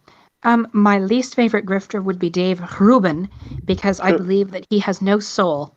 Like, he is so vanilla in everything he says and does. And I think he just has no brain. that you could probably he's basically an automaton. Like, if I took a hatchet to him, I wouldn't be surprised if I ran into sparks and wires. Just completely mechanical. High power, important level ideas, or whatever the fuck he said on Amazon. High level ideas, and also I agree with that. That meme will live on even when Dave Rubin dies. I agree. Let's watch that real quick. Yes, the Freedom Tunes version of that. Yeah. Yes, let's watch that. Absolutely. Hold on. We should take like the last 10 minutes just to watch a couple of videos to sum shit up. I have to. I really am trying to fix my sleep schedule. So you can't just wait till 2:20. Oh, but I mean, it used to be wait until 2, and now it's 2:08. Now it'll be 2:20, and then it will be 2:20, and then it will be 3. No, okay. It won't be anywhere past. You make a commitment to 2:20. I make a commitment to 2:20, Lapis. Then I will stick around for you. Yeah, do I have to stay? Because I am actually getting tired. Yeah, you do. He's Sorry, been trying to leave for an hour. Leave. Just fucking leave. No, I'm not saying I'm not saying that you like have to bounce out. No, I know. I've been trying to do this for the past hour. I know. and if the couple times that the politicrats done this to me, I'm just like, I'm fucking leaving. Fuck you. Yeah. Yeah, I think I am gonna bounce that. That was an error. See, there we go. You just gotta tell them like I'm done, man. Like I'm just leaving. Like I know you hate the man. I know you hate Donald Trump, but just summon your inner Trump and be asshole and be like, no, fuck you, I'm leaving. Fake news, right. I'm leaving. So, yep. You're the enemy of the people. This is a perfect sum up of Dave Rubin.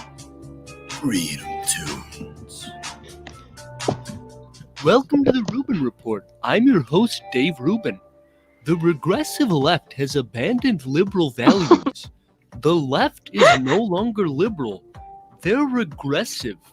The road to hell is paved with regressive intentions. Have you never seen this, Lapis? Regressive, PC culture, regressive left. Today's non-regressive guest from the non-regressive left, here to talk about the regressive PC leftist culture, is noted non-regressive Sam the non-regressive man Harris. How does it feel to be non-regressive today, Sam? At the present moment, the most crucial point for us to focus on is... I agree with that. You didn't let me finish. Regressive. I agree.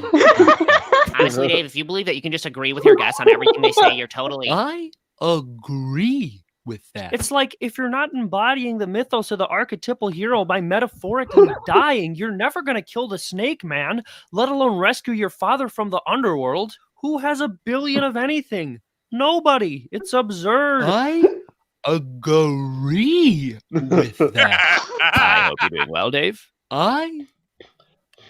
That's supposed to be Stefan Molyneux. Yeah. With that.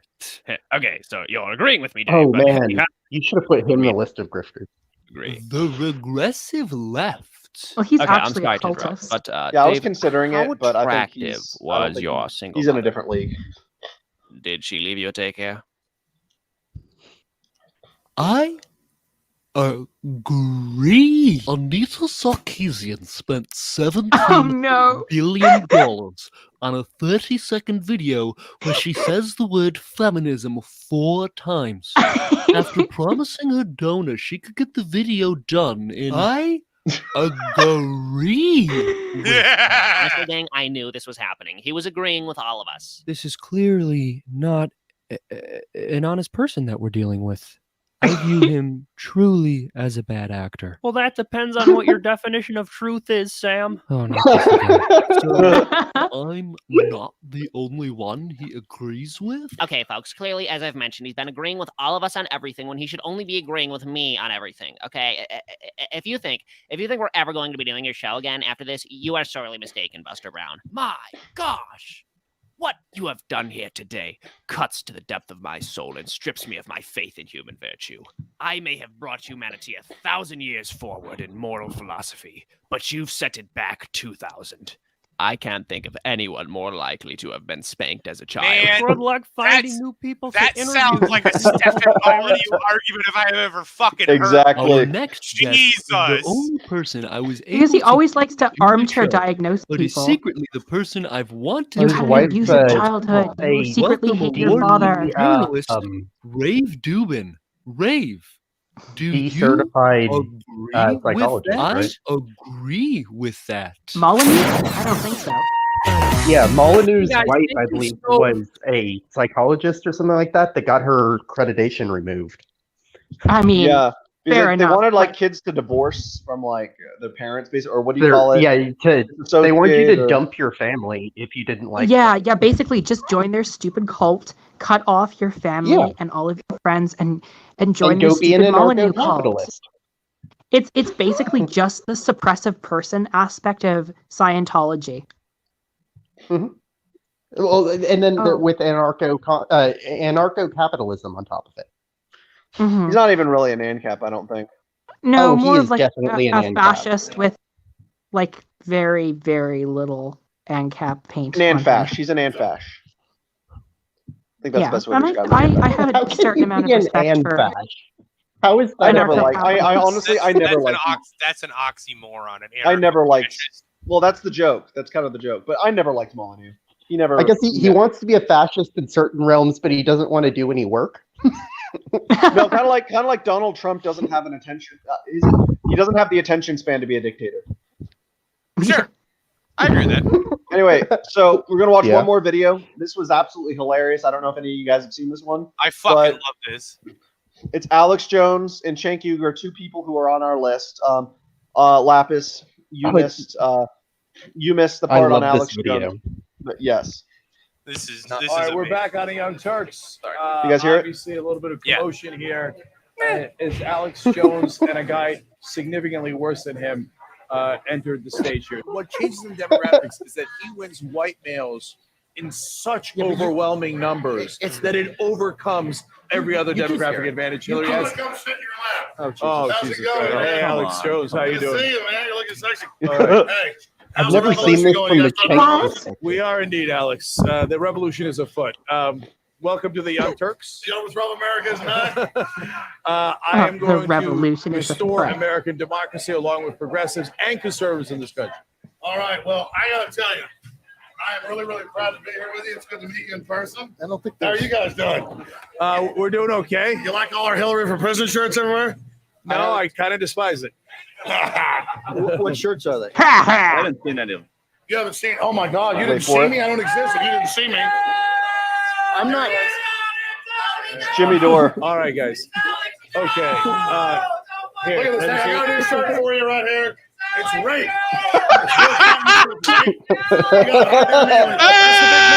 The rape shirt? All right, you want to take my show over? I'll take your show Sure, go over. ahead. Okay, you know what? Who does this kind of shirt? First of all, sick guy. Second of Bill all, Clinton's not a rapist, folks. No, you know who definitely who's is a accused rapist. in court papers. You know who's accused in court papers of being a rapist. Alex on Donald Alex's J. show. Trump. By Donald Trump, Roger You Stone. will It's never not be a- able it's to in do this. papers. Oh, yeah, You you're a don't have sick the dude, balls Roger to do Stone. what I know. Alex does. You assault me all the time. You never give me a chance to finish. Oh, yeah, I should give you a hatchet job. A job We'll there. share, You're we'll share the mic. You're a Come on in. sick man, Roger Come on, Stone. you're a Roger, liar. didn't you admit that you lied about Elliot Get up Smith, here sir? right now. Didn't you already admit that? You're you not piece afraid of of him, crap? are you? You're You're not not afraid of him. First of all, Alex, this ain't your fucking show. I don't know. Okay? And And Roger, Roger, afraid to it debate certainly him. ain't your fucking Are you show. afraid to debate him? Okay. Afraid? Are you kidding me? All right then. That was that. Yeah. So, but the That is great one of thing the about greatest videos from a YouTube it channel. really There's is. No, more the to great- that, right? Like what happens after they cut? Because Alex actually kept filming. Yeah, no, it Yeah. was something about like where Anna Kasparian calls Alex Jones a fucking fat ass or a tub of Yep. lard Yeah. or something. Yup. She And- fat shames him. Amazing. And Jimmy Get him, Dore Queen. and Jimmy Dore spat on it at spat fucking on like Alex. almost gets into a fist fight with Alex Jones Yep. and spits on him. Like, god damn Jimmy it. Dore. Well, I think Jimmy Dore would just be there to troll or something. You But really should have put Jimmy Dore on your grifters list. he was. Oh, really? He was. Yeah, he was number 14. Yeah, he came in Oh. late. Yeah. Truly. Well, I mean, I was only given the link at 1 a.m. Well, yeah, no, I Oh. remember. Yeah, true. But yeah, I apologize. I would have brought you on earlier. We had Alkazai and Outreamer on earlier too, because Outreamer actually, you know, and we were on that the riots stream together a few months. Ah, about 2 yes. months ago. I remember Yeah, he seemed offended by my perspective. In some ways, yeah. No, but Yeah. he's actually met a lot of these people. So, like Dave Rubin, he had a one-on-one, Oh, several really? one-on-one talks with Dave Or Rubin. him. Yeah, exactly. He met Candace And, Owens too, he said. Yeah. But Can't anyway, imagine so anything worse for the poor guy. so I guess that on that note, that brings us to the end of the Grifter special, episode 12 of the Political Pigpen. So before we close out, just want to go over everyone's final thoughts, final statements. Start with Damnation. You know what? Politics is crazy, and you want to talk. It's chaos, and it's the right type of chaos because we've needed a reshifting of how this thing works for a long fucking time, and I am embracing the chaos. And Embrace the chaos. Yep, and Trump. Go. And I hope to God. Flying down this plane. And I hope to God this fucking train continues on because, god damn it, we've needed a shakeup for a long, long time. Okay. 4-door. Yeah, so tonight was fun. I don't think we covered too much too deeply though. It was just a tongue-in-cheek episode, really. Yeah. Yeah. Just the people that change political stances from one extreme to the other real quick, I can't trust those people. And Lapis? Oh, sure. Well, I think that grifters are kind of a response to the current economy. And I think really social media lends itself very well to the commodification of opinion. And the way you get attention in the quote-unquote marketplace of ideas is to be extreme, nonsensical, consistent, and hostile towards another demographic. Okay. You are not wrong on that. And on that note, thank you everybody for coming, and thank you Damnation and Lapis for being able to fill in last minute after Alkazai and Outreamer had to drop out.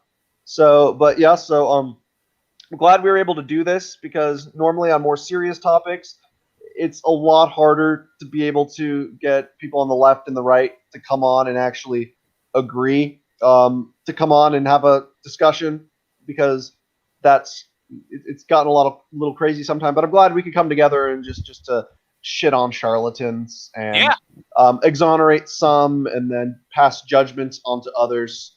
I like to think that this was basically Judgment Day and they were coming before us and we're the archangels or whatever. And of course, does that mean I get a flaming sword? Yeah, of course. Yes. So yeah, it's your job to damn You've them. always wanted one of those, Damnation. I picked my name for a reason. If you look at any of my profile pictures, I am a sinking black ball of death for a reason. Still trying to figure out who Jesus is, though. Maybe Fordor? I don't know. But yeah, so anyway, thank you everybody for coming. Thanks everybody who tuned in, is tuning in. Again, please like, subscribe, hit the bell on my channel. And I wanted to remind everybody that if I reach 220 subscribers by the Roman Saturnalia, aka December 17th, I will personally purchase and donate 12 children's books to my local literacy council so that underprivileged children will have something, a book, of course, to open on Christmas. I think it's a really good cause. And again, also, if I make it to 300 by December 31st, I will personally make a video on Shrek. So we gotta have a New Year's Eve stream, right? Oh no, we are. Okay, we are. Good. Yes. Good. I'm 100% down for that. I'm completely okay with being on a New Year's Eve stream. Nice. I'll probably be fucking hammered, but oh, that's fine. We probably all will be. All right, everybody. Thank you for coming on tonight. I had fun. Peace out, guys. Have a good night. I'm gonna go ahead and hop out of here. Later. Good night.